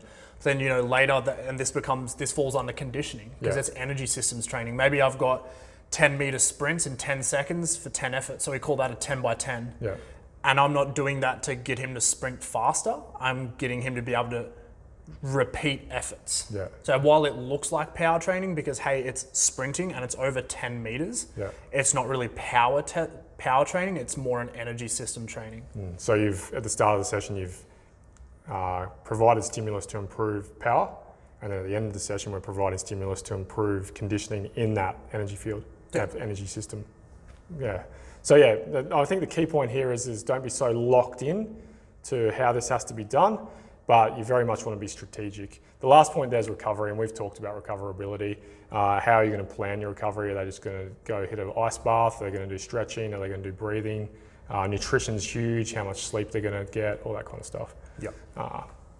And recovery between sets as well. We didn't talk about that. So what are you going to do between sets? And so, you know, if we're doing a strength power type session, we need the ATP CP system to be replenished, which is 3 to 5 minutes. Power lifter doing a high intensity, you know, they might need 10 minutes. So are they sitting on their butts recovering, or are they doing some mobility work, or, you know, how are we going to do that session? Yep. So those are the things you got to kind of think of. Here's one that I actually don't think anyone really talked about this in any of my education, but you very much have to think about the flow of the session. You're as a coach, you're kind of performing, really. You know, you're keeping them engaged. The session has to flow well. You got to be able to get, you know, if you're working in like a really busy commercial gym, are you going to be able to get the equipment? So you might have planned a bench press, but there's 10 guys waiting for the bench press. You know, what are you going to do there? So you have to be very aware of how to make that session very efficient is the word. So the things here, like tempo, so we started talking about this before we went on break. So for each rep, what is going to be your eccentric phase? What's the pause at the bottom? What's your concentric phase? What's the pause at the top? So that's your 3, 0, 1, 0. So that would be 3 seconds down, no pause, 1 second up. So that rep will take about 4 seconds. So you need to be aware of, if I'm going to do 10 of those, how long is this set going to take? If you've got left and right, so we've got unilateral work, then you've got to times that by 2. So you guys have to be very aware of your timing. So the way to work that out is you're going to do your sets times, in brackets there, reps times tempo plus rest. So don't forget to include rest. I think one of our students forgot rest last semester, so they didn't count that in. And you know, if you've got 4 sets with a minute rest, and in between each one with a unilateral exercise, then we're up about 8 minutes rest. So you know, it depends on, you need to know your timing and stuff like that. Yeah, sets and reps schemes. So I've just given you guys there some examples. If you search sets and rep schemes, you'll find hundreds and hundreds of different ways to write your programs. So you've got pyramid sets, cluster sets, supersets, rest pause type sets. I don't really use too much set rep schemes these days. Maybe like a rep, like a rest pause. So they do 3 reps, have a break, come back and do 3 reps. So it's like an over strength stimulus. I very much don't do like pyramid sets anymore. That's very bodybuilding, high volume type training, and you're just really providing novel stimulus when you do stuff like that. For sure. So yeah, that's an area for you guys to go study more. Are we going to do fillers or passive rest? So fillers are things in between that don't have huge neurological or energy loads. So a good example would be, say your subject, client, athlete has poor dorsiflexion, so you might be running through ankle mobility drills that are very low intensity in between your sets so that they're not sitting around doing nothing for 3 minutes. Generally we'll move from the bigger compound exercises towards isolation. I don't program much isolation anymore, but so we'll call it more the accessory movements. So if you're going to do, you might be doing heavy deadlifts, and then further down we might do Romanian deadlifts or RDLs. And then you've got to think about movements versus body parts. So I'm very much movement based now, so I'm thinking horizontal push, vertical pull, horizontal pull, squat, lunge, patterning. If you're working with bodybuilders, they still very much think about body parts because it's an aesthetic sport, so I'm trying to grow my chest, but that doesn't really, having a big chest won't translate into athletic fields. So then we're going to be thinking about, well, the chest is used for that movement pattern, so I'll just do a landmine press rather than like flies, pec deck, all that kind of stuff. So again, very much goal specific, athlete specific. Anything session flow that you would like to contribute there, Graham? Or? One thing I like about this slide is with the tempos, we could have the same exercise and change the tempo and create different stimuluses. So say we had a back squat and I did it for 3-0-1-0, it would be very hypertrophy based because we've got that time under tension, which is a key determinant for hypertrophy and volume. Changing it to a 2-0-2-0, it becomes strength because we can overload the movement, and so that's usually our regular tempo. And then changing that to a 1-0-3-0 where it's performed extremely fast, it now becomes power. Yeah. So by manipulating tempos alone, we can change what our phase outcome is. Yeah. And I can keep a back squat for 12 weeks, change the tempo and get a variety of different stimulus from it. So they're becoming experts in that movement pattern, but we're still changing the stimulus to... Exactly. Yeah. And we don't have to change our movement every month because someone gets bored of it. We can create novel changes in tempo and reps and sets alone to get a variety of different stimulus out of a movement. As far as sets and rep schemes go, I probably only really use supersets out of that. Yeah. And that's mostly for a time constraint thing, or if I'm in a block where I'm trying to build hypertrophy or volume, I want supersets to shorten the rest period so I can just increase that body of work that's been done within the session. Yeah, I use supersets a lot too. I remember reading a paper, I don't know which one it was, where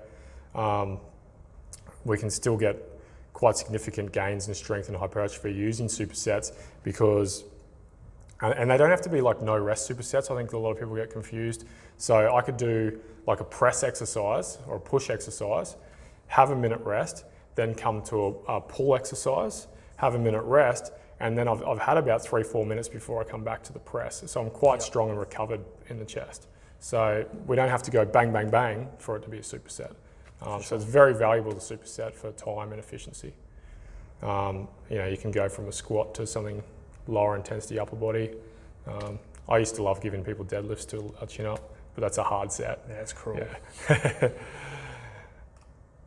Okay, so that's the theoretical side of the shoot, and then what we're going to do is we're going to build a program, just a basic one, so like a 12-week Macrocycle, and then we're going to block it out for you guys, and then just do one session, and then we'll probably run through that session so you can see the session flow of a hypertrophy session, so you can understand timing, because I think that's probably one of the weak points from the students last year was timing. So that's why I've been pushing it down you guys' throats, because very much in this industry, you are employed to deliver this program for 1 hour, half an hour, 45 minutes, and you have to be bang on time because you have another client coming through.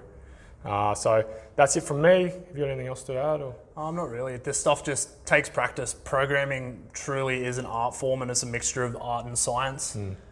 It takes a lot of practice and being able to write programs and go and do them, being able to do it yourself, know how it feels, know the tempo, the flow of exercises. It's not something that comes in day one. No. It takes practice. No, and you have to know athletes and identify fatigue, and you Yep. got to be good with people. It's very much a caring trade, and I'll keep pushing that. If you're not interested in caring for people, you might be looking at going engineering or something, because you're looking after people. Elite athletes, you need to look after them. General population, you need to look after them. So it's a people caring based trade. Okay guys, so the second part of this tutorial, we're going to get you to write a program. It was going to be hypertrophy based. So that's with the sole purpose of increasing lean muscle mass. It was only going to be for 15 minutes so that you could practice coaching each other through. So Graham and I instead are going to build do you reckon 15 minute, 20 minute? Or no, what we'll do is we'll build a full sort of 45 minute to an hour program so that you've seen us build a complete program. But then we'll show you the flow of how that program works in like a 15-minute cut of it. So I'll make Graham do that session for 15 minutes. So then you've seen the process of, one process of creating a program, and you've seen sort of how it should flow together timing-wise and stuff, because the timing's probably the thing that needs the most practice. Over time, you can create half-hour programs that flow quite well without even programming, but that's with experience down the track. So we've talked to Graham. Our subject is literally Graham. We're not going to make up anyone for this. And Graham's about to enter a block of hypertrophy, so he wants to put on some mass. And then later down the track, we'll do some strength work. And the next shoot, we're going to do strength and power programming, so that we'll get more in depth into that. Generally, with hypertrophy, we're aiming for more volume. So volume, which gives us increased time attention. There's more metabolic demand, and then there's more strain on the muscle because over time we've got more eccentric reps. So that's generally the goal. New research or a new literature review that came out, 3 years ago? Around then, was talking about that we can still get hypertrophic gains with really, really high reps, so 20s, 30s, 40 reps, as long as we get close to failure. Because once we get close to failure, we're recruiting all the motor units, and that's enough stimulus to create increased muscle mass. Have I missed anything there at all? No, just make sure that we're not training to failure, just close to failure. There should always be between 1 and 3 reps left in the bank. There's no, scientifically, there's not really any merit to training to failure. Yeah. And psychologically, it's probably not so great for the beginner. Generally, we'll discuss it as like technique failure. So at that sort of last 3 reps, you'll see the technique go and the compensations kick in, even with advanced people like Graham. Sorry, I was getting a little bit dry there. So if you just watch the technique and you're strict on that, usually you can pull them up there. But 1 or 2 reps in the bank. But as long as you're getting close there, you'll get muscle stimulus. But in saying that, I still prefer to stick to the sort of 8 to 12 rep range. Is that sort of where you like to sit as well? Yeah, depending on certain movements. With a squat, usually closer to 8, and then a deadlift, I'll usually go even lower, just because the risk of technical breakdown in a deadlift is much higher. So for volume for a deadlift, I'll usually go around 6 to 8, no more I'd than agree 8. with that. More than 8 reps is Just because it's so easy to technically break down, and once we get our spine in that unsafe position, it's not worth the risk. Yeah. And I think that I've always sort of lent towards that lower end of the hypertrophy range, because you're getting bang for buck in my mind too. So my goal is always to increase strength to power ratio for most sports. And the only sport I can think of where you just want to get big to be big would be bodybuilding and maybe some football codes. I personally will put my compound movements as more lower end of the hypertrophy range. So 8 reps, 6 reps for the deadlift, and then our more accessory style movements. So maybe rows, a dumbbell press, triceps, biceps, shoulders. That's where you get more to that 10 to 12 higher sets, higher reps, just because there's less risk of technical breakdown. Yeah. So it's generally Graham and I pretty much program very similar. You probably find a lot of strength and conditioning coaches agree on that. We're trying to gain strength so you can sit at the lower end, still maintaining strength, I guess you could say. And then getting some hypertrophy. And then when we switch back down to a strength block, we'll lower the reps, but we haven't lost those strength gains from the previous period, so we haven't had D training. Okay, so what we'll do, we're in a sort of general prep phase usually if we're trying to increase muscle, so we're not at that specific sport phase. Graham's not entering any weightlifting comps anytime soon. No. So we're just going to hit mainly all the movement patterns. So that would be generally where we start, and I would usually make a list of exercises that I want to hit. So exercises. So my formatting won't be as beautiful as usual, but you guys at least will get the idea. So where we're going to start: squat, hinge, lunge, push, vertical.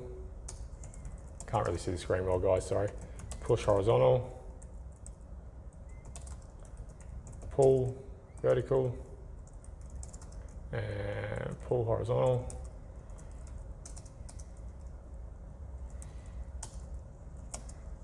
Single leg. Single leg.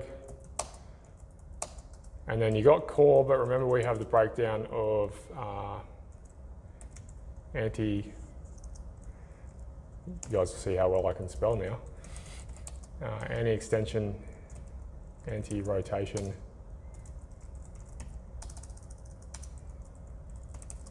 and anti-lateral. Yeah.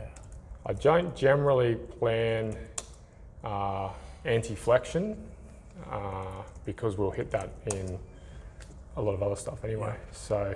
And also, just because we've listed all these exercises doesn't mean that every single one has to make its way into the program. No. Don't feel like you need to write a 2-hour program just to satisfy all of these different style of movements. It becomes a what's more important, what are you going to get more benefit from? Yeah.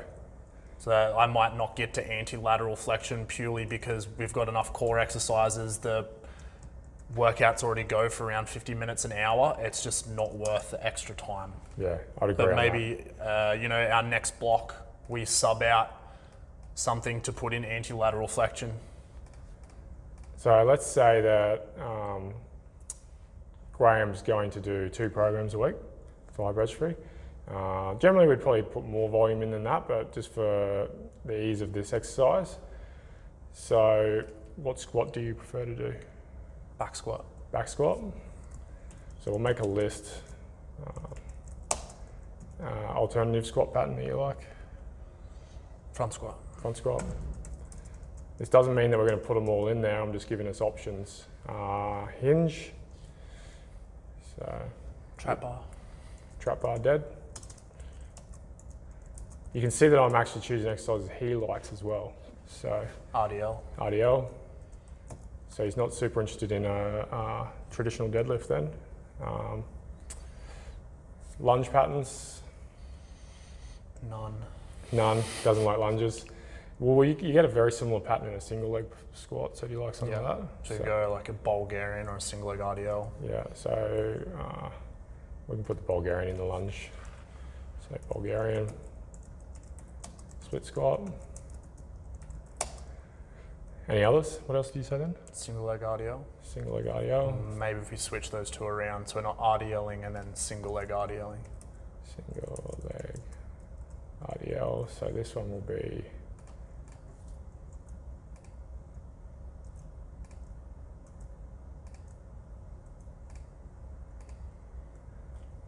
so guys, you just throw the exercises out. Like Graham was saying, we're not going to put all of these in there. Vertical push. Seated dumbbell press or push press. Seated dumbbell. Push press. Or even landmine. Landmine's my favourite. Yeah. So let's take are you happy to take the seated dumbbell out? Yeah. So the landmine's definitely more functional. Do that from standing or half kneeling. Push horizontal. Dumbbell bench. Dumbbell bench.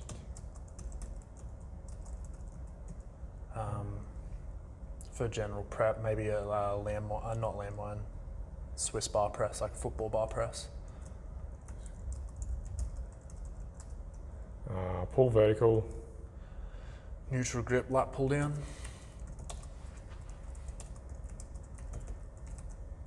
Pull-ups. And pull-ups.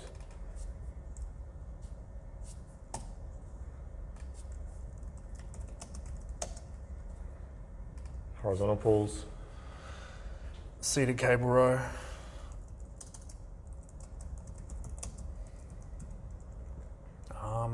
Single arm bent over dumbbell. It's a mouthful. Oh. And probably don't need another single leg in there. So we're gonna actually cull stuff out of this in our planning as well, guys. So bear with us for a second. Anti-extension. So you go a ab roll out or a long plank.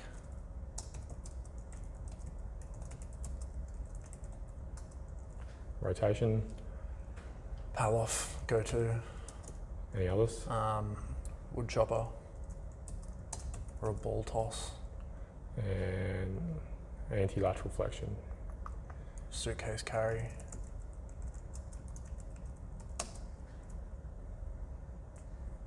That's enough? Yeah, Yeah. probably don't need to double up on that. Yeah, and well, you probably get like that same movement pattern in these landmine presses and stuff like that. Yeah. So now the big question is always, what do we actually need? So we probably don't need a back squat and a front squat in our program weekly. So we could drop one of those out. Yeah, for a general prep, you'd probably prefer the back squat. And Graham prefers the back squat. So we'll get arguments there from Dale, but again, you got to go with that could be athlete buy-in. It could be a goblet squat. That could be dumbbell squat. That could be anything. So Whatever. My level of training, I could probably handle a back squat. Yeah, technique-wise and all that. Trap bar Diddy, we'll probably move over to program B. Yep. Yeah. So that's usually how I like to think of things. Is if on day one I'm doing a back squat, day two, it's not so much its polar opposite, but its counterpart. Yeah. The counterpart of a squat would be a hinge. Yeah. Yeah. And generally, they're such big exercises, like fatigue-wise. You wouldn't want to double up. Separate those. So that you've got two hinges here, essentially, single leg RDL and RDL. So you could probably get rid of that. I'd get rid of the RDL. Yeah, because we've got the single Bulgarian leg. split squat there. So that way we're still getting the hinge movement pattern in both, and we're getting the sort of semi-single leg here. It's got sort of some support and a full single leg there. Yep.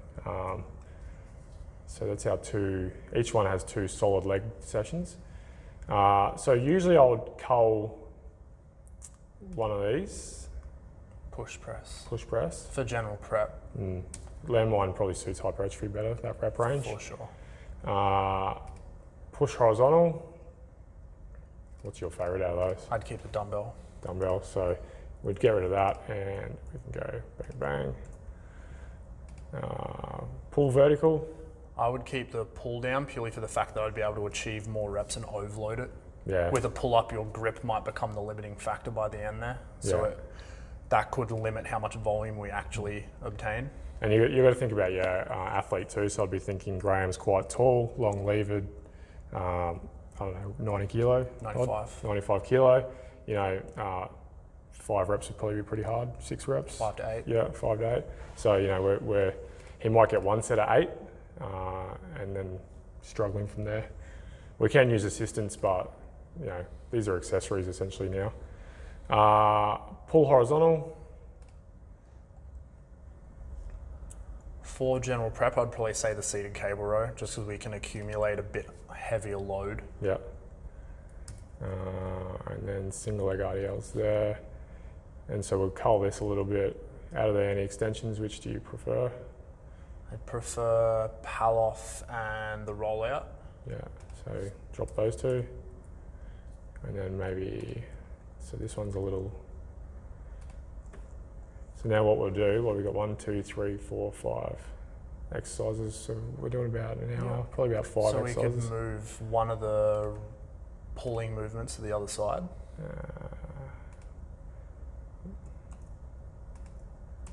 So now each has a squat or a hinge. Yeah. Each has a single leg exercise or an accessory lower body exercise. Yeah. Each has a press, each has a pull. Yeah, so that's a good program there. And then we just split the abs up a little.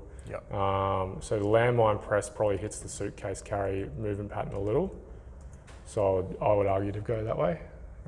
And then that's a pretty heavy exercise on the core. So you could almost pull that over there as well if you Yeah. wanted to. So you can play around with that later on. One thing I also like to make sure that I do is see how on program A there's a vertical press and vertical pull, but on day B there's horizontal press, horizontal pull. Yeah. I personally like to mix them around. So if I'm doing vertical push, I'll do a horizontal pull, Oh yeah. and then vice versa on day 2. So are you thinking just changing the movement pattern at the joint itself? Yeah, exactly. I generally don't.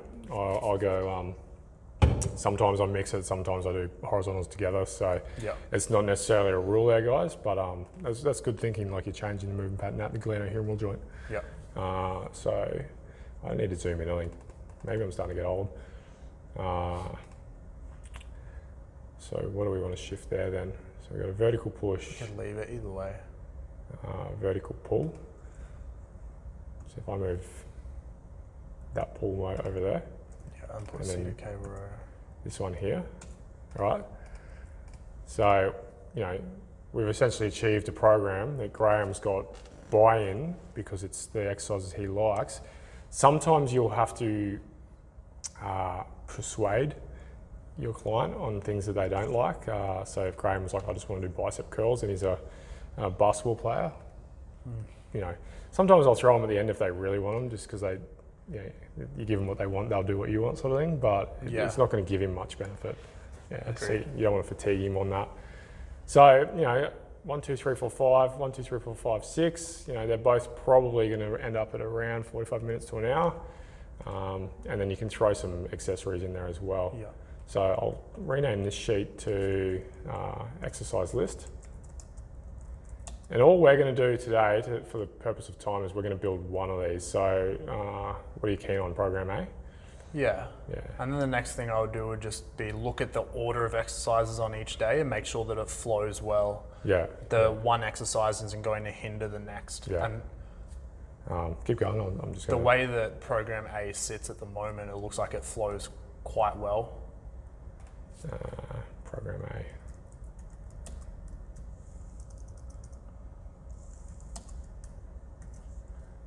I've never had such issues with my site before. So then I can just copy these over. And this is just one way to do this, guys. Like we're sort of extending out the process a little for your guys' ideas, understanding. This is definitely how I started writing programs. But I always figure out all the movement patterns and ensure that over the week they all get some stimulus. So it's a good way to start movement pattern wise. Yeah. So this is our exercise list here. And then, so let's go sets, reps, tempo, and then rest. And then for the sake of, I don't often put this in there, but for the sake of the learning environment for you guys, we'll actually work out the timing of how long each one will take. Maybe zoom in a little bit. Sorry, zoom in a little, yeah. I'm struggling too. Yeah, I think it's just literally. So I think as that stands, that's a pretty good exercise order. Yeah, so back squat, that's a huge one. Landmine press uses a lot of the body because you're resisting rotation as well. Seated cable row, so at the moment we're doing a two-handed one, but you can also mix that into a single leg RDL and ab rollout. So not a bad program. So back squat, generally about 3 sets. If this were the first week of the program. And like we were discussing before, we'd sit at the lower end of the hypertrophy phase, so 8 reps would be my maximum. Like a 3-0-1-0, 3 down. Yeah. So this means 3 down, no rest at the bottom, 1 up, no rest at the top. So that's what that means. And with such a heavy exercise, I'd be giving them at least a minute rest. Yeah. So 1 minute rest. That's the biggest thing with volume and hypertrophy phases is that the rest periods really matter in being strict with them. Because one of the key determinants of hypertrophy is metabolic stress and metabolic demand. And the way that we manipulate that is by short rest periods. Yeah. They have less time to shuttle nutrients or get rid of waste product, and that's how we create that environment to cause hypertrophy, is without metabolic stress. So if you are looking for hypertrophy, make sure that you have the short rest periods. So we're going to do that. So we've got reps times 4 seconds, so that's that first one in the brackets there, times 3 sets, add 180 seconds of rest. So we're at 276 seconds for that set. Landmine press. Now, still a big exercise, a lot of muscle fatigue, so I'd probably be sitting around 3 sets as well. Yep. Yeah. Generally what I aim for is about 20 to 25 sets in total. Is that where you're sitting at? Yeah. You can do a few more reps on this one, but it depends on the focus. So if we're still trying to develop maybe say that push strength for Graham, we could sit at that 8 reps as well. The only thing you guys got to remember with this one is this is actually on each side. So he's actually going to do 6 sets. Similar tempo. So this tempo I quite like for hypertrophy because we're getting a lot of eccentric phase there. So we're getting that tension on the muscle, creating muscle damage.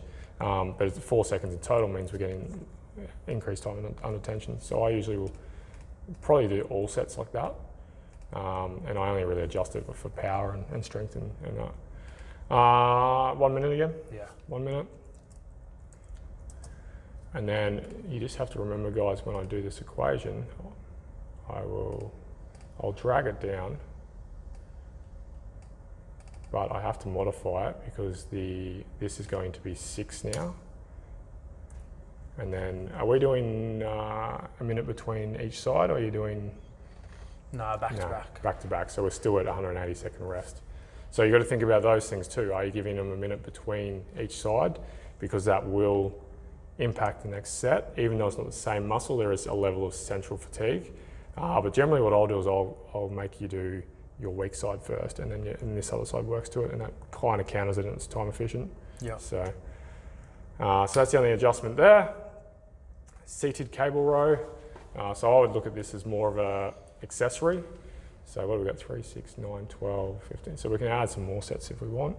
What are you thinking, 3 or 4? Or? Yeah, 4. 4. I go higher reps on this one. Higher reps now. Closer to 10. So we'll hit 10. Same tempo, same rest. And I'll drag this down, but remember guys, I have to adjust this back to 3 because 4 sets. Because it's bilateral, so he's using both hands, so it's not each side. Single leg RDL, I generally, just because of the exercise's complexity, I will sit at like 2 sets. Yeah, 2 to 3, and then lower reps, just because the breakdown comes a lot quicker in a single leg exercise. So the goal is hypertrophy, but you don't have to hit hypertrophy because the goal of this one, even though it's in a hypertrophy program, we're looking at that stability in the hips and stuff like that. So I'd be quite happy to do 6 to 8 there. And it's going to have a slow tempo as well. 6. So what do you want, sort of a 3 down, 2 up, or? Yeah. 3020. 3020. 1 minute. And then drag our formula down, but we're going to make a couple of modifications now. So sets times tempo. So that is going to be, reps times tempo is now 5 seconds. So that's 6 reps times 5. And then our sets will be 4 because we've got to go each side. Yeah. And I would usually go back to back, just swap legs and go. But we're only doing 2 sets. So we're at 120 now. I hope that's clear for you guys what we're doing there. We're just adding time on. And generally I won't do this because I have a pretty good feel about the time of a program. Agreed. These days. Ab rollouts, that's another one that I would generally sit at around 2 sets. Yeah. It's pretty hard.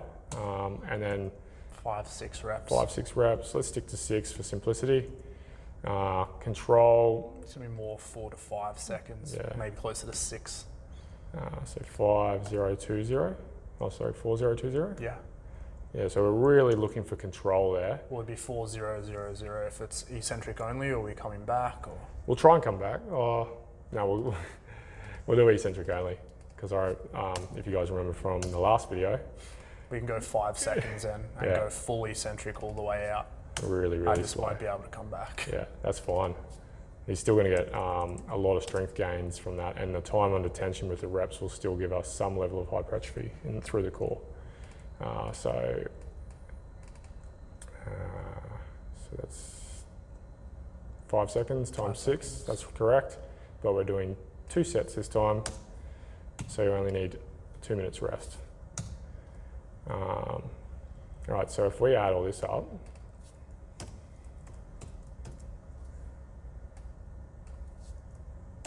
and then divide by 60, that should give us 10 minutes, right?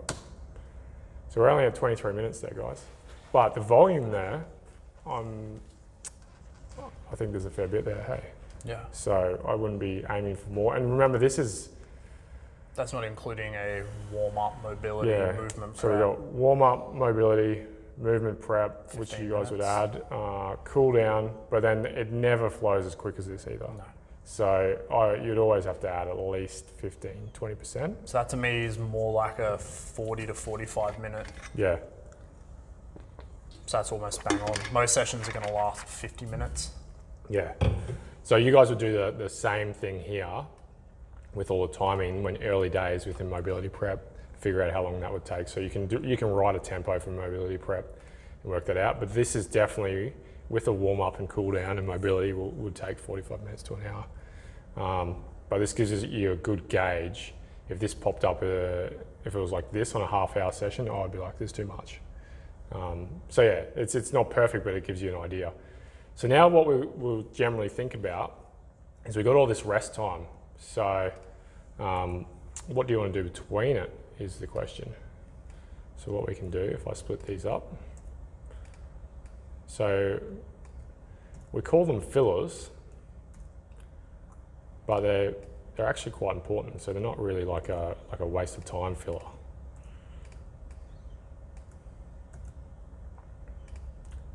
And for your assessment piece that you guys look like you've gotten out of having to do, you would have had to fill the whole half an hour with no rest. So generally you could put just like a mobility prep type exercise in between each set during the rest. So, but you want something that won't impact the exercise itself. So squats is probably one of the tough ones because it uses the whole body, but we could use something to open up the shoulders for the landmine press. Yeah. Something like a Sharapova walk or a wall walk. So like a wall walk, if I can spell. Landmine press, we could drop down and do some hip mobility or something like that. Yep. So I'll just write hip mobility.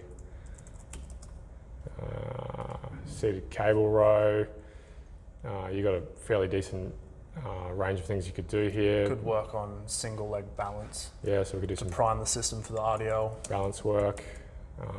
And then between here, single leg RDL to abs. Maybe some T-spine work. Yep. So because that overhead, especially when I saw the other day, Graham does have some restriction overhead, so T-spine rotations. And I don't want to do all that. I'm just going to change the colour of these guys so you can, makes it a little easier to see. And we go sort of 3 by, I keep them low just for more engagement. And we really don't want it to impact the exercises themselves. So this way, there's no real wasted time. But again, you have to think about this because with like a power lifter doing very heavy reps, I'm quite happy for them to sit.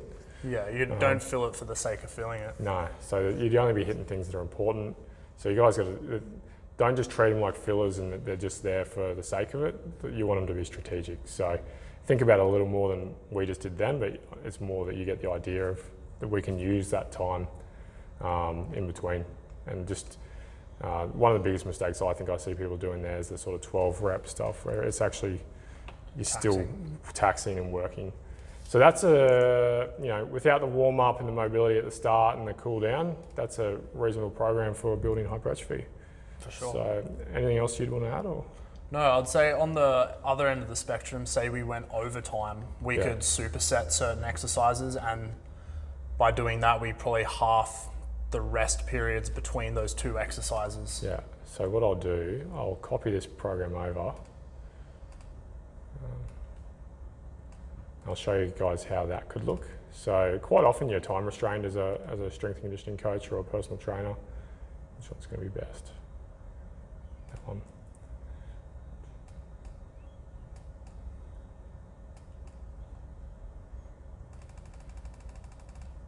And there's a heap of ways to do this, guys, so don't think that this is the only way. So say I get rid of all those rows, and then we could, if I insert, and we could make so 1A, 1B, so they would superset. You probably have a look at the exercises themselves to make them more appropriate, but you can see this would go back to that. So during the rest phase of this, you go into this one. So back squat, I generally probably, to be honest, I'd actually make it look like this. One, and then in 2A, 2B. And then even 3A, 3B. Yeah. So this is where I'd actually go. So that first one, because of the squat being such a large muscle group. Yeah. I almost never superset my first exercise or compound exercise. So that's how I'd be sitting there like that. And then you guys can format out this however you like. But that's a nice time efficient way to do a fair bit of work. Yep. And then we take three minutes rest out of the 2A. We take 2 minutes rest out of that. That one there. Yeah. Yep. Yeah. So, and these kind of sets, if they're blowing and they need some work or some rest, I will give them a little extra rest. 30 seconds, 20 seconds, 30 seconds. So if they need a little bit extra, you don't have to be so tight on time on this. The other thing that you guys can do is, say we got a little extra time, and I'm just grabbing any exercise from here, right? So it's not like it's like a relevant one, but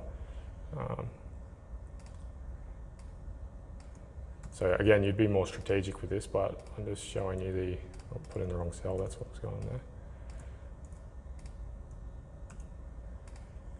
So you could be 2C, 3C. Like that's just an example of other things you can do, because I want you guys to not be so regimented in your thinking. So if we have some time, and then you might give it a little more rest, or the actual passive rest is now some mobility drills. Yep. So there's a lot of things you guys can do to make up your time. You just need to be aware of, making an estimate of time. Those things, that's what we did, is, like we said, that said 27 minutes, didn't it? That would have at least gone for 35 minutes, and then you would have had the warm up and cool down. So it's mainly to check if you've gone overtime, usually. Yeah, there's always going to be time between equipment, time you coaching, changing, giving cues, drink breaks, all of that kind of stuff. It does happen. Client stalling. Yeah, they do 100%. That. Yeah. All right, so what we're going to do, guys, now we'll hopefully you've got a basic idea of how to program, plan out your movements for the week, split it up, take out stuff you don't need, and then put it together. And now we're going to just run quickly through this so that you can see. So we'll run through this one. And we're not going to do it all. We'll just grab like 10 minutes of it so that you can see how it would flow with this exercise into a mobility, giving him correct rests. Maybe we'll just do like one set. Yeah. One set of each. One or two. Yeah, so that you guys can see how the actual session flow and how we keep our client busy, but they're actually recovered enough for the exercise.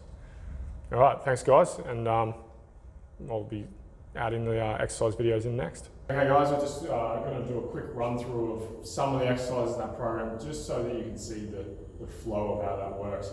So if you remember, we had 3 times 6, 3 times 8, 3 times 8 reps of squats, and it was 3 down, 1 up with a 1 minute rest, and in between he was going to do wall walks. So we'll get Graham on. Graham's done a warm up, all that kind of stuff, his mobility prep. We would have a load on this. Usually in the warm up, we would have done like a ascending type pyramid to warm him up to his weight that he's going to do. So he's going to do 8 reps. So it's literally 3 seconds down. So we want to 3, 2, 1, out quick. And that's 1. 3, 2, 1, up and 1. 3, 2, 1, up. He'll do the 8 reps there.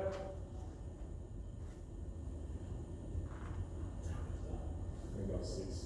We're good both trainers, we don't have a count. Do 1 more. Okay, and just for the sake of the exercise, I'll start his minute rest. And I'll move the camera so you can see Graham perform the wall walk. Good. And you're good to go, mate. So we programmed him for about 8 reps, I think, 6 reps.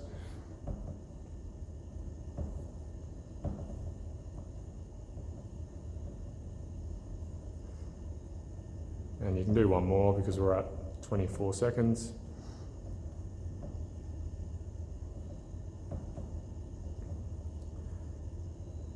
And that'll do. So we've done 2 sets of 6 there essentially. Coming around, he's still got 20 seconds to get ready, set himself up, and then this will be set 2. I'll just get the camera in a good position for you. And Graham will be going again in 5 seconds. 3, 2, and 1. So that's your minute rest there. We've got a little bit of active, valuable programming in between his set there, and he's back in the set 2. Nice and controlled still, so main thing I find with when you're training people, they might start speeding up the tempo that you've programmed because they're getting a little fatigued. Okay, so that was his 6 reps, 3 down, 1 up, so 3, 0, 1, 0, and then 1 more set. He already looks tired. He's working hard.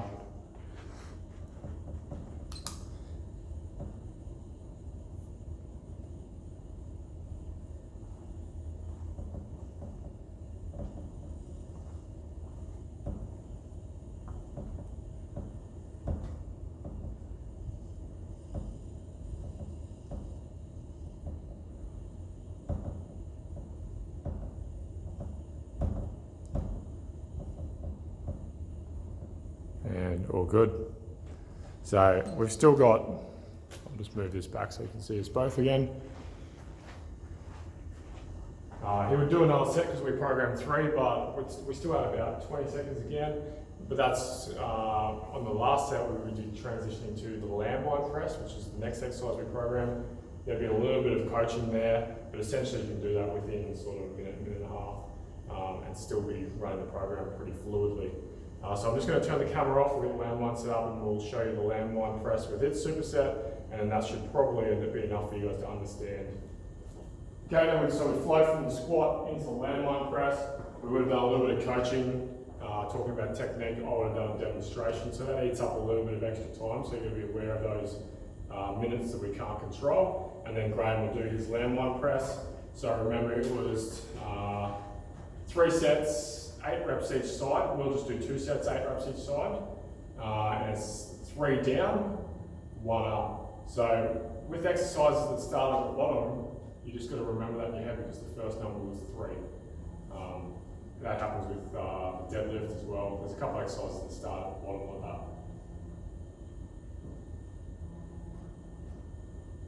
Yeah, we've got no weight on here, so you won't notice his fatigue, but you'll be watching your client for their fatigue, you'll be watching for their technique, giving them cues. So all that stuff adds up too if you have to stop them and have a chat about anything. Once he's completed that.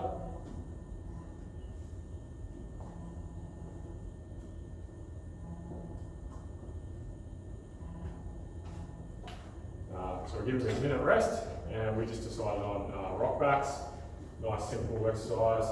I think we put 6 reps in there, so we're just aiming for that lower squat mobility, and we get a little bit of extra upper body lat type mobility through here as well, so it's good for his squatting.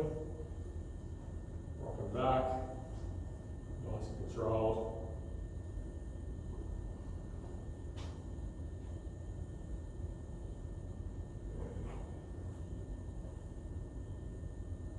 Right, 6 of these.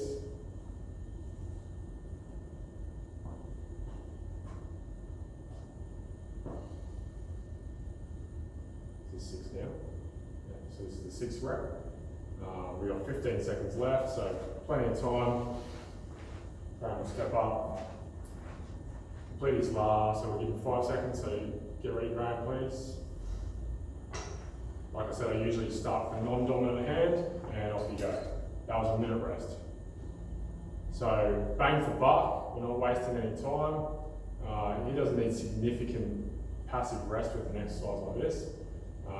The hip mobility is not impacting his ability to landline press, and we're setting him up for the next exercise as well. Right, just watching that tempo, so it's 3 down, 1 up.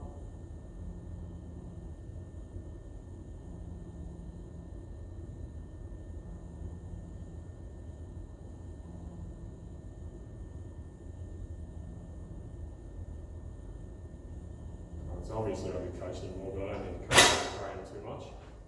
Minute rest, he does 6 reps.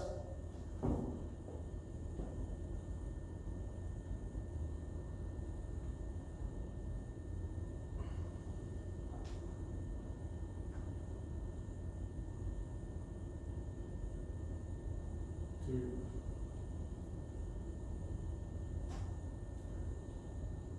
3. 4.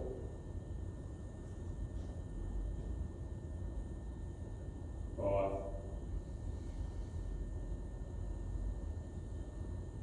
And 6. So that was 40 seconds. So he still has 20 seconds to transition, and he would do his 3rd set. So that should give you, hopefully that tutorial has given you a very good idea of long-term planning, block, meso planning, the actual weekly planning, each individual session, how to get it to flow, correct timing, tempo, all of those components. What I would suggest, since you are stuck at home, is write yourself a half-hour bodyweight program with all the tempos, fillers and mobility drills, warm-up, just to practice getting that in sequence. You can do the session yourself, or you can train somebody at home to do that as well. But I think that whole lot of information there should get you really well acquainted with all the concepts. Is there anything else here? No. Right, so we got that, guys. Hopefully this was super valuable, and we'll see you next week for strength and power programming, which is very interesting. Thanks, guys.